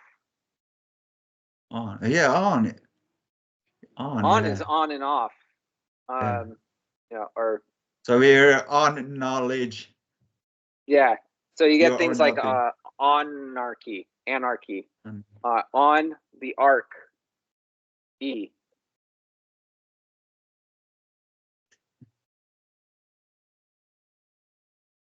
Yeah, so you know, so like all these words like jump out at me now, and it's so fascinating because it's just building it's just creating this vision of a completely different vision that I just feel like if it's everyone's language, you know, or at least it's the Oster language would not have been everywhere else. It would have only been the Vonner language everywhere else. It is only you know, post after the second Ragnarok that the Oster language kind of separated out from this small area out into the world. Yeah. You know, to go into your Germanic languages and the Swedish language and you know, English language. You know, the 12 languages with 12. Well, and then the languages of the 10. Yeah. Yeah, the counting, yeah. Yes, for the counting Those to are kind of based on the differentiate Vonner them. based language, yeah. Mm-hmm. Yeah. It is also funny when we were speaking before that the root is an easy and like simple language, and the Finnish is complicated. So here in Uudenmaa, when we speak, we sometimes add Finnish words to our speech because they explain so much more and so much easily.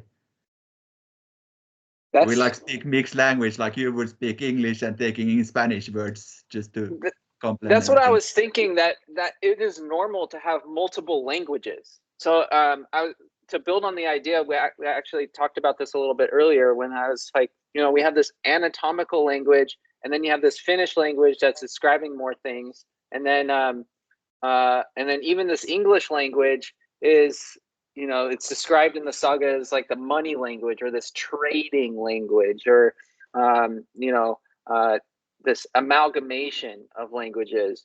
And then like Eeyor's mom spoke 5 languages, 5+ languages, and Michelle speaks many languages. You speak multiple languages. I think we're supposed to have multiple languages because they have different purposes.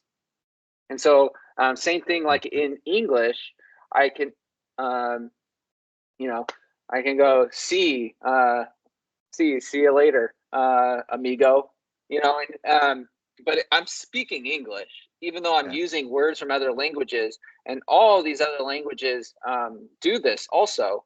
But I think people were supposed to be speaking multiple languages. We're supposed to be polymaths. To some extent, perhaps. But it also, like, if we would go now back, that we would travel now to the future, that how would we arrange the languages again? That would be, we be returning to one word language, which is Van, so that everybody doesn't have to learn anything else than Van, and those who want, they can learn root. And do we then need more languages to describe anything? Because one language should be able to describe everything. I think so. I think we need multiple languages now. Yeah. Because there's no more Allfather. Not directly, no. And there's no going back to like uniting. There's no going back to like one race. It's already, well, hard to say. There can happen a unification process. I guess so. But do we want that? You know, is that well, maybe this is just speculation or just speaking out of the fun of it. But maybe like now we have English. It's a lingua franca. Everybody speaks around the world it. Not everybody wants to learn it, but everybody, it's a common language. Sure. So we have a strive to have a common language which everybody knows. And that was the rule back in Paradise, that everybody knew one. Right. So do we want everybody to return to learning one or not? Well, I mean, if English is this amalgamation anyway, you know, and everyone's already speaking it, you know, it would definitely be, I think it was constructed to be something like that, to unite people. And so you Yeah, can, that's what. we can get the tobacco from South America, and we can get the whatever from, we can get the precious minerals from Africa, and Africa can have the tobacco. The precious minerals can be from here. The knowledge can be up at the north. But that's also what I Something meant like with English, that it's the language for the Iceland people. So it's basically the language for the sea traveling. And all this trade have to do with sea traveling. Mm-hmm.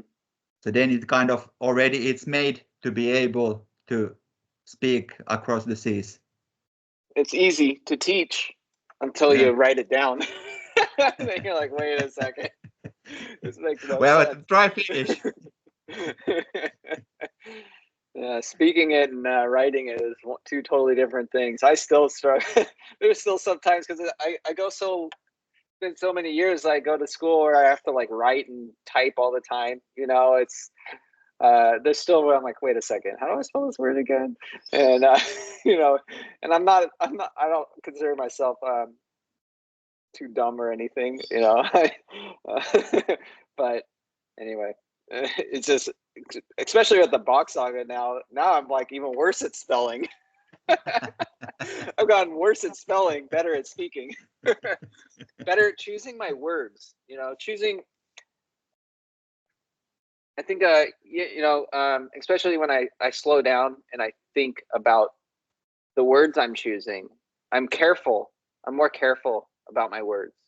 Me too. Because I feel like, it's our words do have power and a meaning, and travel and seed themselves in different things, and that's like one of the things. I was, before Bock Saga, like going into economics, for example, or culture stuff. They change, the definitions of words are changing or being taken or removed. And it's like one of those things, you can't do that. It doesn't actually work, and you can't actually change the definition. Well, you can change the definition all you want, but you can't actually change the meaning of a word. But you can lose the meaning and not know the meaning, and so the word like doesn't have any power except for the people who use it for its true meaning, something like that. And it's just it's interesting how the Bock Saga is showing that our words do have these meanings, and they're actually quite profound. And so I find myself trying to choose my words differently, and thinking about them more, and it's really nice. It's really nice to have bring some meaning to a language back, and it open it up, just like you were saying how when you understood the sound system, and it's like your whole language opens up, and that was like that for me, and it's still like that for me every single day. Still, I'm like coming across words, I'm like, oh, that's so cool, that our words do have these powerful meanings.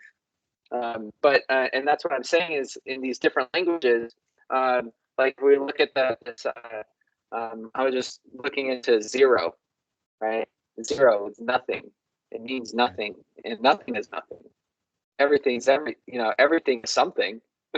So what is zero, right? And so and you take Arabic language, and their word for zero is it's basically like, comes from desert, where like nothing grows. So it's like the absence, right? And then and I think nolo, or noli. What's it in both root and Finnish? Zero. Noll or nolla. Nolla. So and we have this knoll word in English, a knoll, which is like a grassy knoll, where it's just grass. There's nothing there. There's no trees or anything. If there's a tree there, it's not a knoll, right? And so it's an empty knoll. right? And then but we also have null, like you can say it's null and void,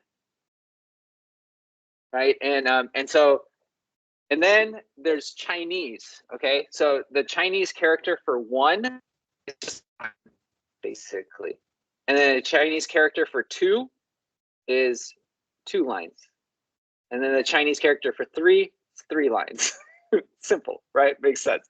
Yes, right? But their character for 0 is very complicated. It's a big long character. It looks like it would take me about 5 minutes to draw it. And built into this character, so they have I don't know anything about Chinese. I only just like listened to this yesterday also. But their character for 0 is the phonetic pronunciation of the word overlaid on top of their character for rain. For rain. And immediately I was thinking of their concept of rain being 0 is very interesting, you know. And so we have these different ways to describe different things. So it is important to have multiple languages, you know, that they are describing different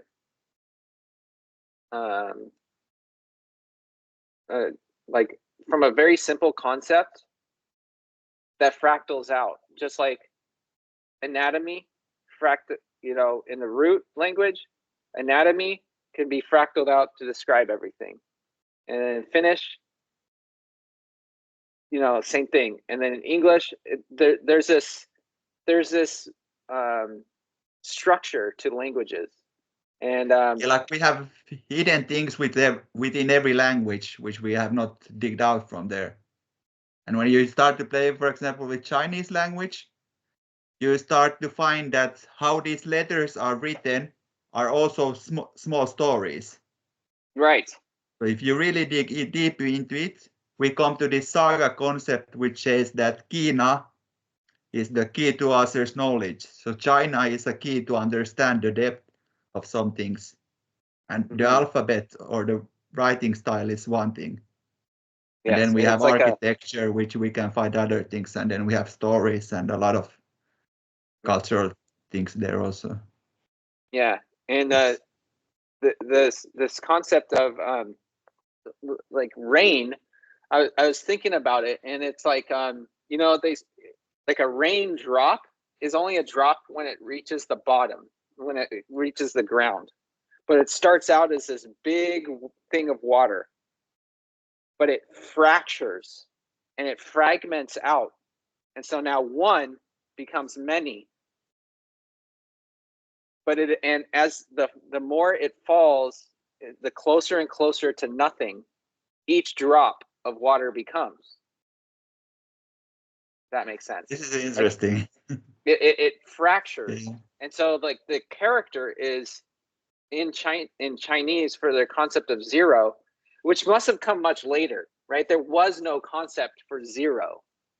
So for most of these language, like in Arabic, it's cipher, and in English it would be like cipher, like a code, you know, where but it literally means like empty, you know, but then you have null. So anyway, so there's, I guess what I'm saying is like, or like Hebrew is based off a torus, the magnetic field of the human body, right? Or any torus, a torus field, you know, this magnetic field or whatever we want to call it. And the Torah, you know, is written, you know, and it's describing something else. And so where these or there is many layers of understanding in it. Right. And there's many layers of understanding everything. Yeah, true.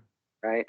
And so so anyway, I think maybe having a unifying language is good and bad, but maybe multiple languages is a great thing to have, and they found it to be important during you know, when these kingdoms that were separated from the first Ragnarok, they found it to be important to be able to describe things differently.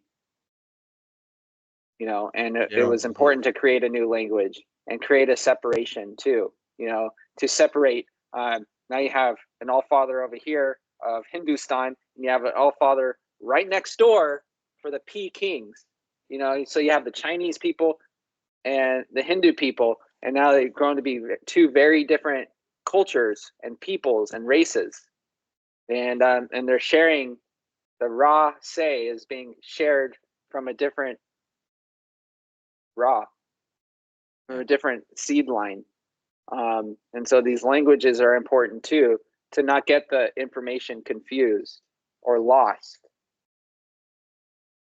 And maybe it was more important during this ice time for the tropical kingdoms to develop these differences, yet also be share things also, and trade and safely trade and stuff like that. And I find Narco Longo, the Old World Florida channel, and he has these big stone anchors that they find all over there, implying that there is this naval during the ice time that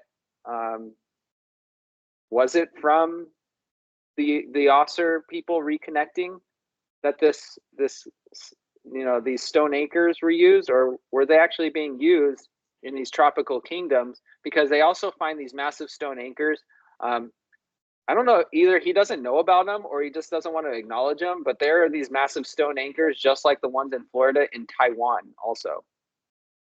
Yeah. Or Thailand. Taiwan is a place, also distribution place. I don't remember exactly the detail. It has to do something with wild boars and distribution over there. Yeah, so I think these cultures were shared and connected, and I don't know if they were at war ever until later, but there was connections between the tropical kingdoms during. Yeah, that saga says that the caravans were just spinning around the world rather than spinning in the 3D world. So if you are the Maya in the Central America, you have an easy path over the Atlantic to say hi to Crete. And the same back. And then the Maya on the other side have the easy way to China to say hi. Like there is also in the Chinese Shu culture, they say that they were communicating with the Maya people. Like they have traces of aesthetics, which kind of indicate. Right, the Olmec. Yeah, or we don't, depending on what we call this Central American old tribe. Because there's Central, and then there's North, and then there's South. Yeah, there's a lot of interesting things that were being discovered early on in when they're doing newspapers and stuff, describing, when they're digging all over the Americas, they're finding civilization on top of a civilization, and down to 4 layers, all through 4, like every city in Arizona and Texas and along the Mississippi, especially near water sources.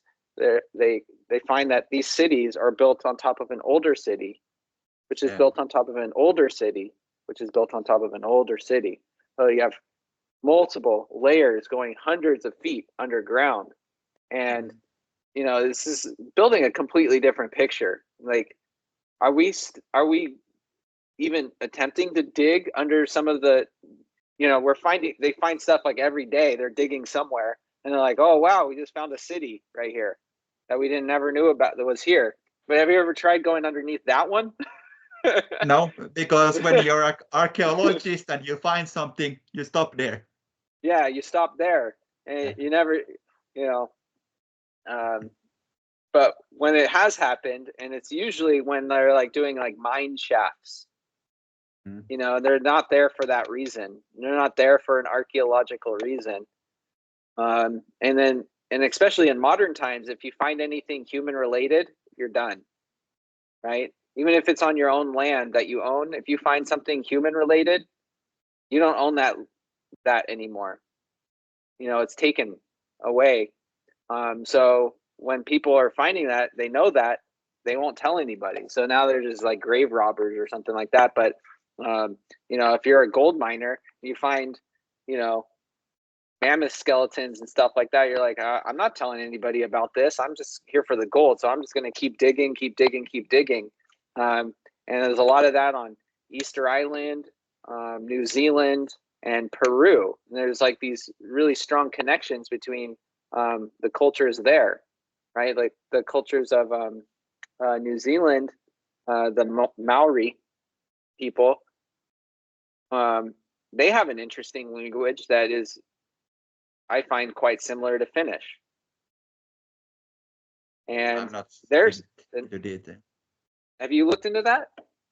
Not into detail. I remember something about looking into Maori, but I didn't go deep into it. I get a lot of Maori connections here where I live in California. Around me, we have the Chumash Indians, and I grew up in a town with a Chumash Indian name, and I find its old name and is a word for moon in Maori. Okay. Yeah. Or lightning. It's a word. It means like lightning in Maori, and in Chumash it means moon. Something like that. And so, but it's the same phonetic word, right? Yeah. And that has a meaning in both these languages, but it's not the same exact meaning. But the Maori people say 800 years ago, they got here 80 generations ago, very specific, like 800 years ago, something like that. And to New Zealand, what we call New Zealand today. And when they got there, there's already blonde and red-haired people there with face tattoos, and all of their traditions were of the Maori people today were from these people that were already on this island of New Zealand before, and they were blonde, red-headed people that and then and it's crazy. And they have they find quote unquote giants, they're giant red-headed giants and things like that there. Fascinating. But this whole culture around I go in all these different directions. I'm sorry. That's a part of this storytelling that you go blah, blah, blah, blah, everywhere. Yeah. But this whole area of the Pacific Ocean, there's a lot of things we have no complete understanding yet about. Well, we do understand. Well, we don't understand, but a lot of people understand that it's actually easier to travel over the sea than it is over land. Yeah. It's easier. Yes. Yeah. Especially if you are aware of how the water flows go. Right. You're going to inevitably, if you do nothing, you're going to end up somewhere specific. Yeah. Like even today, we have these crazy people who want to row from Finland to America. Finland to America, yeah. Yeah. So you would take you go somewhere from Spain or Portugal, and then you sail over to the Caribbeans, and that's the water flow a little bit takes you there already. Mm-hmm. Yeah, the North Sea, the Baltic Sea to down the North Sea to then it goes down around to the Mediterranean, and then the tide takes you across. Yeah. Simple as that. They have a name for the sea with have you heard when I talk about the eels, the owls? Yes. And that they all spawn in the the area of what's the word for it? Mexican Gulf.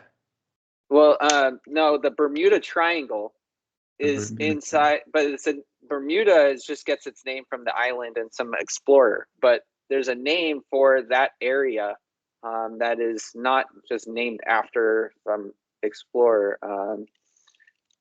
Triangle. It's called a sea, and it's in the Atlantic Ocean.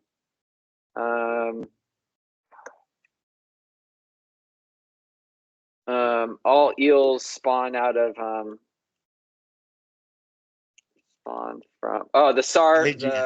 the Sargasso Sea.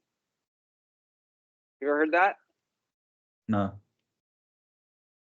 I haven't really looked in too deep into it, but that's also that area is where is a brief description. The Sargasso Sea is a region in the Atlantic Ocean bounded by 4 currents, forming an ocean gyre.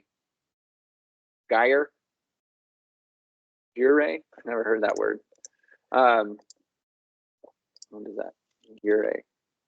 In gyre, I guess. Oh, a vortex. So it's the vortex of the ocean currents of the Atlantic Ocean. And that's where all eels spawn, which is a key animal in the Bock Saga, right? And then you can take that from that spot, you can go all around the world. It's where all of the ocean currents vortex in the Sargasso Sea, which is also where all the alls come from. And they don't know specifically where in this vortex of all of the ocean currents they spawn from, but it is somewhere in that area, which is crazy. So it's like Sargasso. Yeah, what is it? It's it's just it's just Sarg Os So Sar Os? Yeah. Sarg. You don't have any Sarg words? Sarg.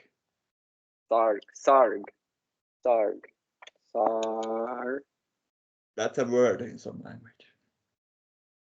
I'm gonna put detect. Oh.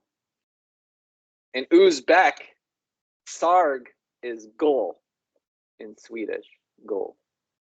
Not in English. Yellow. Huh. Yellow.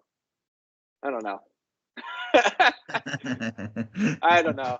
So I might be pronouncing it wrong too. It might be yeah, it says the 2 A's in it are pronounced differently. Sarga. It's almost like Sarg, but with an R. Yeah, I wonder if it's more like soar. I wonder if it's like the Sorga. That is interesting. Sargassa, Saga, Sarg. Yeah. I wonder where it got its name.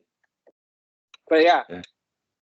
It's an interesting line too. And it's like Eeyore doesn't know these things. Like, like nobody knew where eels come from until very recently, and they've only narrowed it down to this area. Yeah. So there still it's one of the great mysteries of eels is we know where salmon spawn. We know where all different animals mate and spawn, but eels are one of those a very mysterious animal that spawn, and they all spawn in this certain area. And the male eels, they basically, eels can live quite a long time, but the male eels they don't eat anything on their journey back to their spawning place. So they all spawn in the same area, and then and the female eels go back, and the male eels go back to the spawning area after they go back to Europe. The American eels go to America. The European eels end up in Europe, and they go up all the streams and everything like that.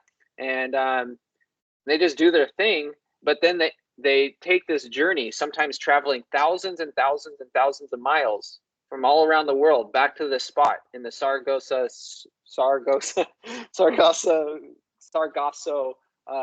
Sea, the Bermuda Triangle, the Devil's Triangle, right? And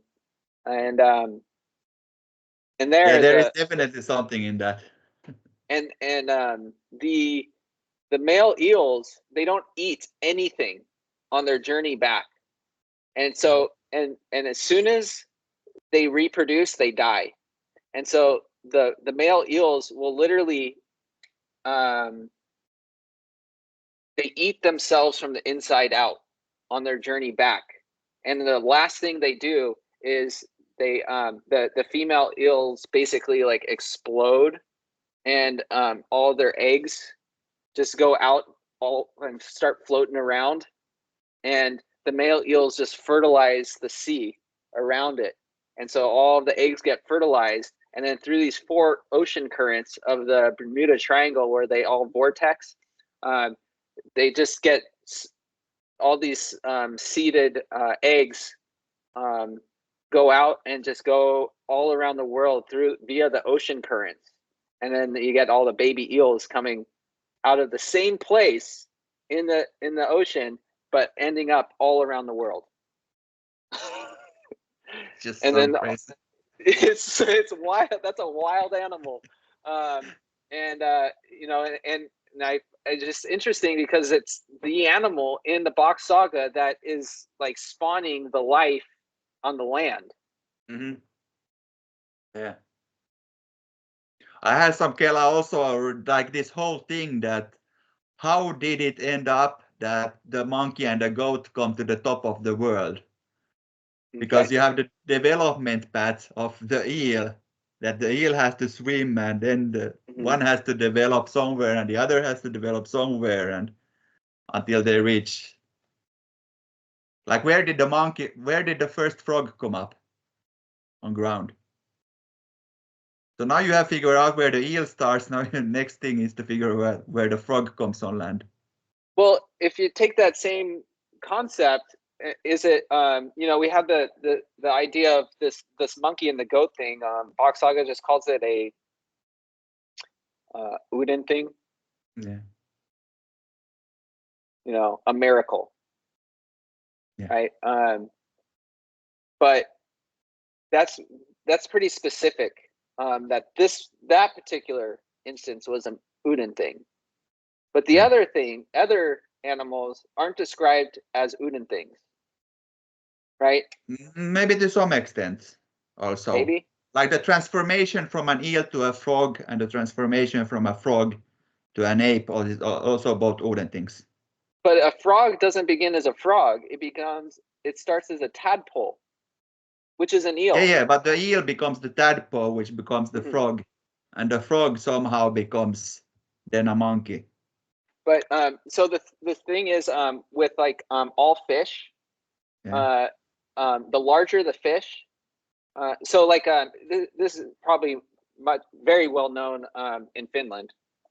It's a big fishing culture, or Japan or something like this. But the bigger the fish, it produces exponentially more eggs than a smaller fish. So when we go fishing, we don't want to take the largest fish. If you ever catch a really large fish, you want to put it back because it's producing exponentially more offspring. So you can sustainably fish forever as long as you're not taking the largest fish out of the sea.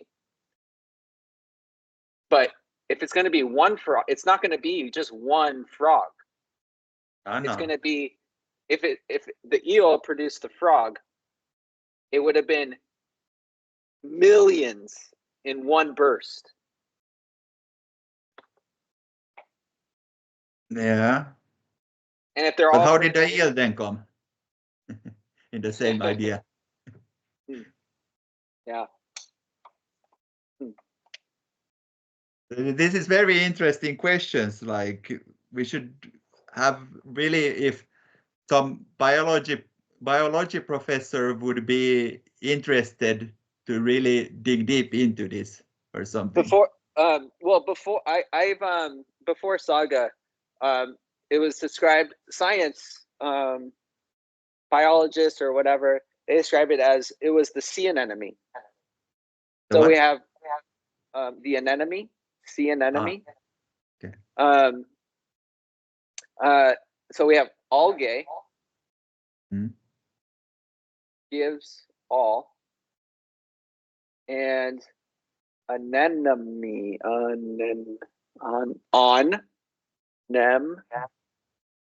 M, M. Well, anyway, but it was, and I've seen it like a video where the anemone kind of wiggles off, and it can start moving, kind of like an animal. I guess it is an animal. I don't know. Is an anemone an animal? I think so, right? It eats animals. Yeah. Yeah, I mean, it eats fish. Yeah. But you have some kind of a form of life that, we got sea sponges. It's all in the ocean. The ocean's full of weird stuff. Yeah. So, but it doesn't say, the saga is just more of like, this was the animal, the key thing that came from the sea to the land, and going from salt water to fresh water, and from fresh water to land and shallow water, things like that. So then you get the amphibians. There was also discussion about how fungi, like how mushrooms are created. Mm-hmm. And we have this thing called lichen. This with Lichen. reindeer seeds.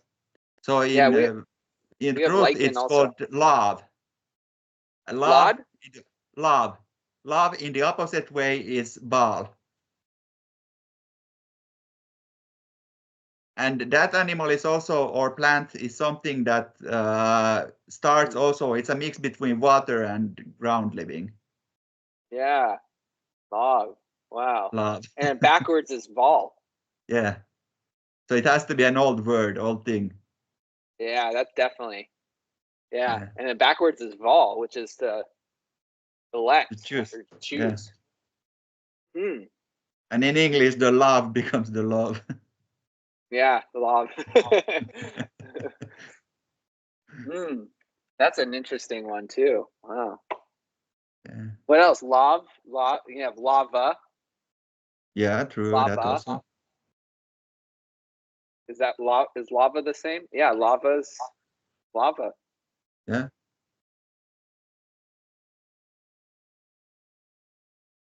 Wow. Evolve. Lava.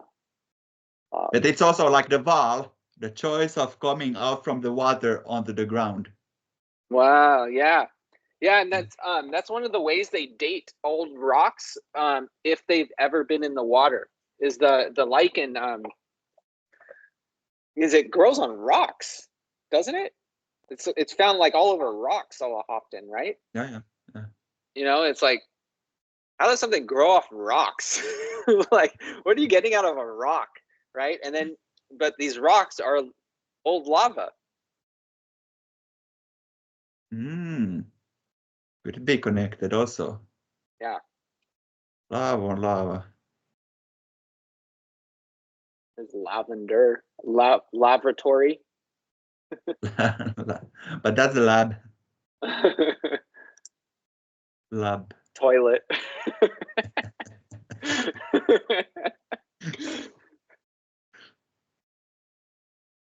Interesting. What are the love words? Love.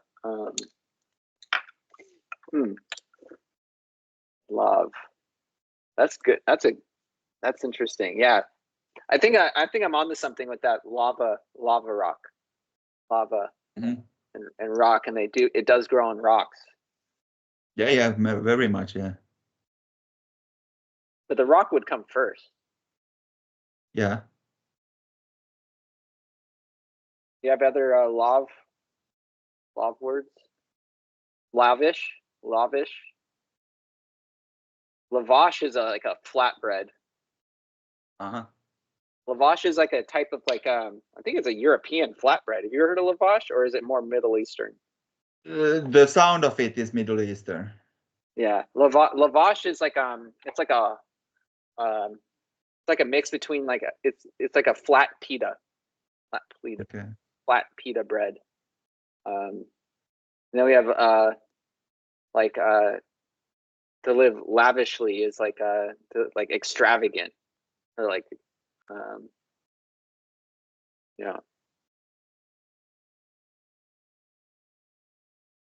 Yeah, I think that's all connected, you know, and there's everything comes from something, you know, and then, but I don't know about the whole monkey goat thing, except for in Finnish is the best phonetic connection to it, where you have pili and pilu, pili pilu, and in English it would be billy goat and nanny goat, but pili is you have Kili is the animal. Yeah, and you also have tempeli or tempeli, and but phonetically it tells it, and I don't remember the specifics. Do you? Like you remember the this? pili is the pil is an arrow. Mm-hmm. You have pil I is the male arrow, and pil U is the female hole for the arrow. And then the goat kid is an kili, the female. The goat key. Yes. Kili is, I think, this is the name for the female goat. But I don't remember.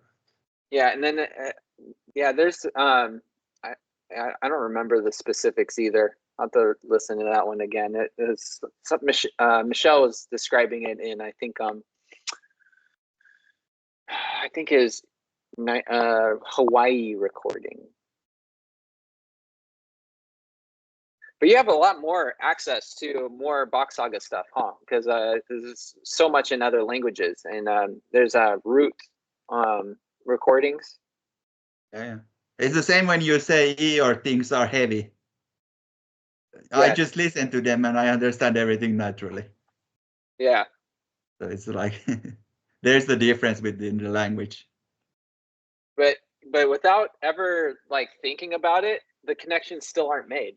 You know, like just all of the words, even in English, you know, and it's like English, and then you know, you can keep going with that, keep going. What else? Angel, angle. You know, a woman separating her legs make at an angle. You know, in an ang on a bed of flowers. You know, and you know, in the land of many angs, many meadows. But just breaking the words up is just new to me with the Bock Saga sound system. Yeah. Can anyone learn root, or you just have to learn Swedish? You have to be in a sound environment to learn it to be pronounced right. Yeah. And the sound environment means that should be here. Yeah. And yeah, it's not so easy thing, but the thing is that if you would start to have, so to say, root language classes, then you can have, if you have a teacher who knows the sounds, you can, by repeating and learning, get quite far. Mm-hmm. And when you know the basic of sounds and everything, then you're able to open it just by reading Swedish, in a way. Got it. Yeah. Yeah.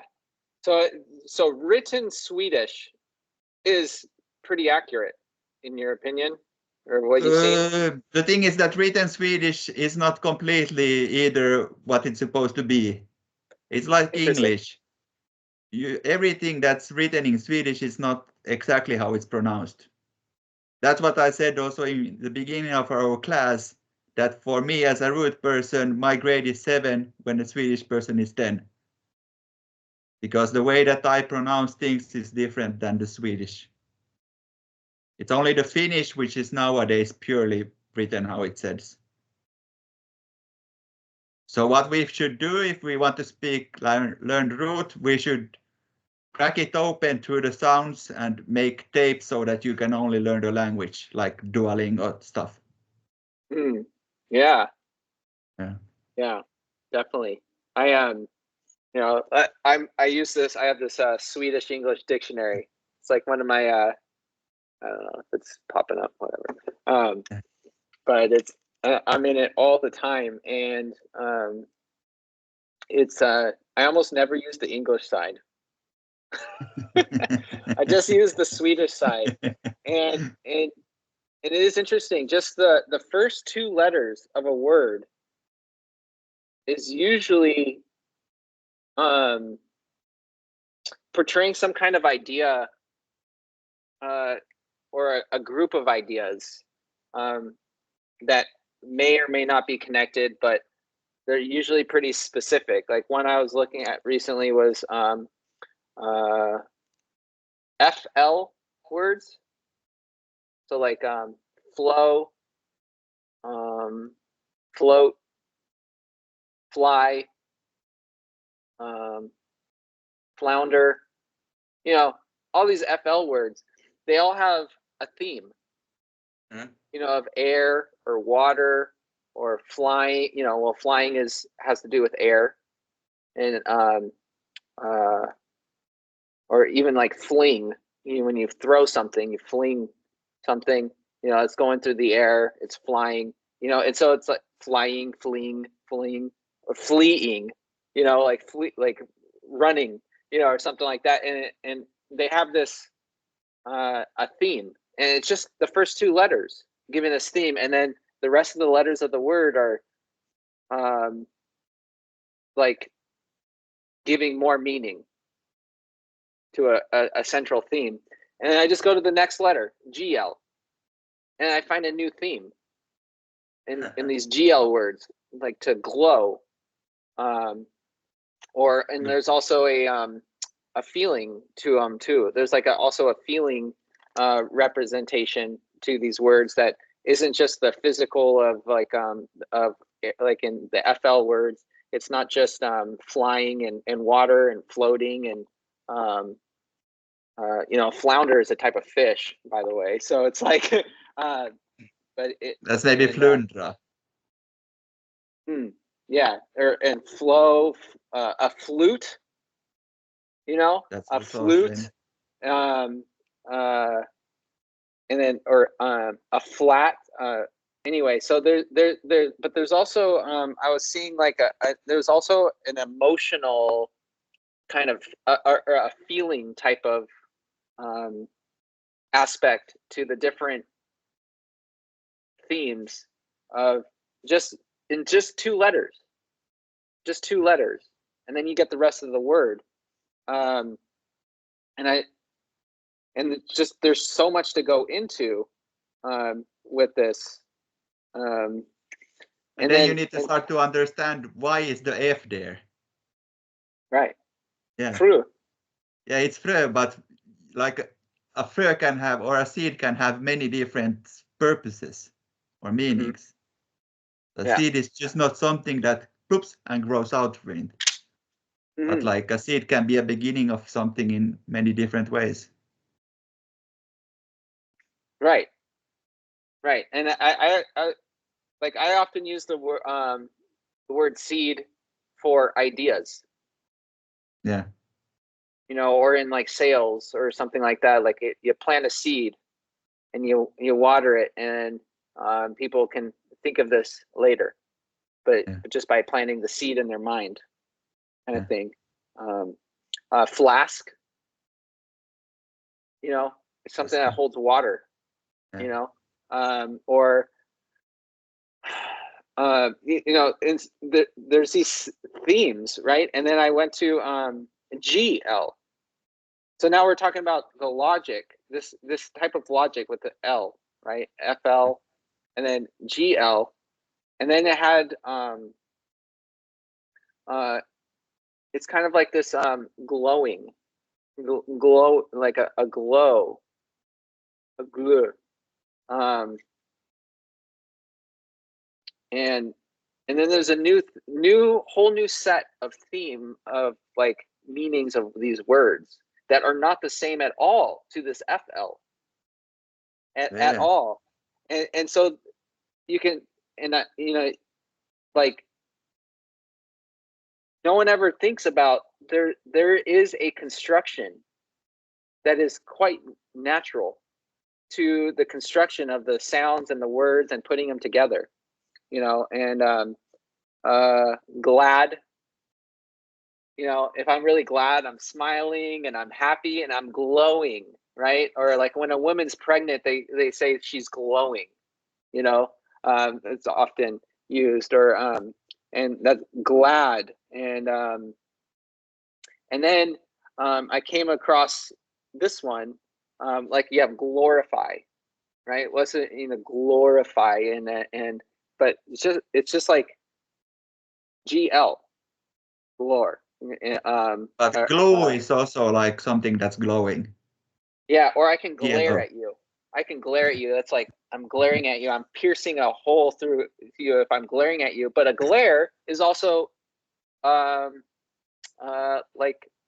a flare. Like a glare is like also like a glare in a windshield, right? So it's another glowing reference, even though it's a completely different word. Glow, glare. I mean, it's just only all it shares is the GL, but it's still holding its meaning, but with a different description, right? And but then you have glad, right? Glad, which is to be happy. So you get this feeling aspect also of shining, glittering, you know, glowing, and then there's this other one which is a little more physical. So now we have this one's like has this light, you know, but a specific kind of light.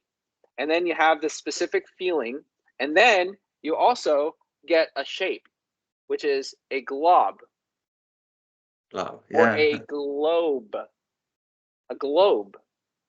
which is the globe, right? A glob, you know, it's like a gloopy. A gloop is like I don't even know if that's a real word, but everyone in English would know what it means. You know, it's like kind of droopy or gloopy or globby, and globe also from the opposite direction. It's boo of floor ground. Like the earth. And then there's also the word for word. Another word for word is glossa. Glossa. Glossa, like In vocabulary. English. Oh, in Swedish. A glossary, yeah. So, but well, yeah, that's what I'm saying. I didn't get there yet. I didn't want to say glossary, but you said it. But in here you got glossbook. Glossbook, which is vocabulary. Yeah. And then glossa is word or word, and that's where we get glossary from. At the back of the book, when you have all like the key words, and it's all, you know, and that's, I don't know. It's Now we're quite, just talking about two letters. and that's just two letters. One small combination. We didn't even involve any vowels, right? And so anyway, so it's just beyond coincidence, you know, that there's so much to explore using the sound system, and that's just really the key thing. That is the key, is this sound system, and I'm jealous of your brain. Of having these languages. We have this in your technique in the science fiction movies that you can just plug Oh, yourself into me and suck my knowledge. Yeah, I'm coming for you. I'm gonna. Welcome. You wanted to come to Finland, so. Yeah, maybe we should wrap it up pretty soon. What time is it there? Time here is 10 to 9. Oh, 9 p.m. That's not bad. Oh, that's not bad. Yeah, it's about noon time here. I haven't eaten yet today. Yeah. Yeah. So what's the plan? Maybe I can cut off this video. I cut off.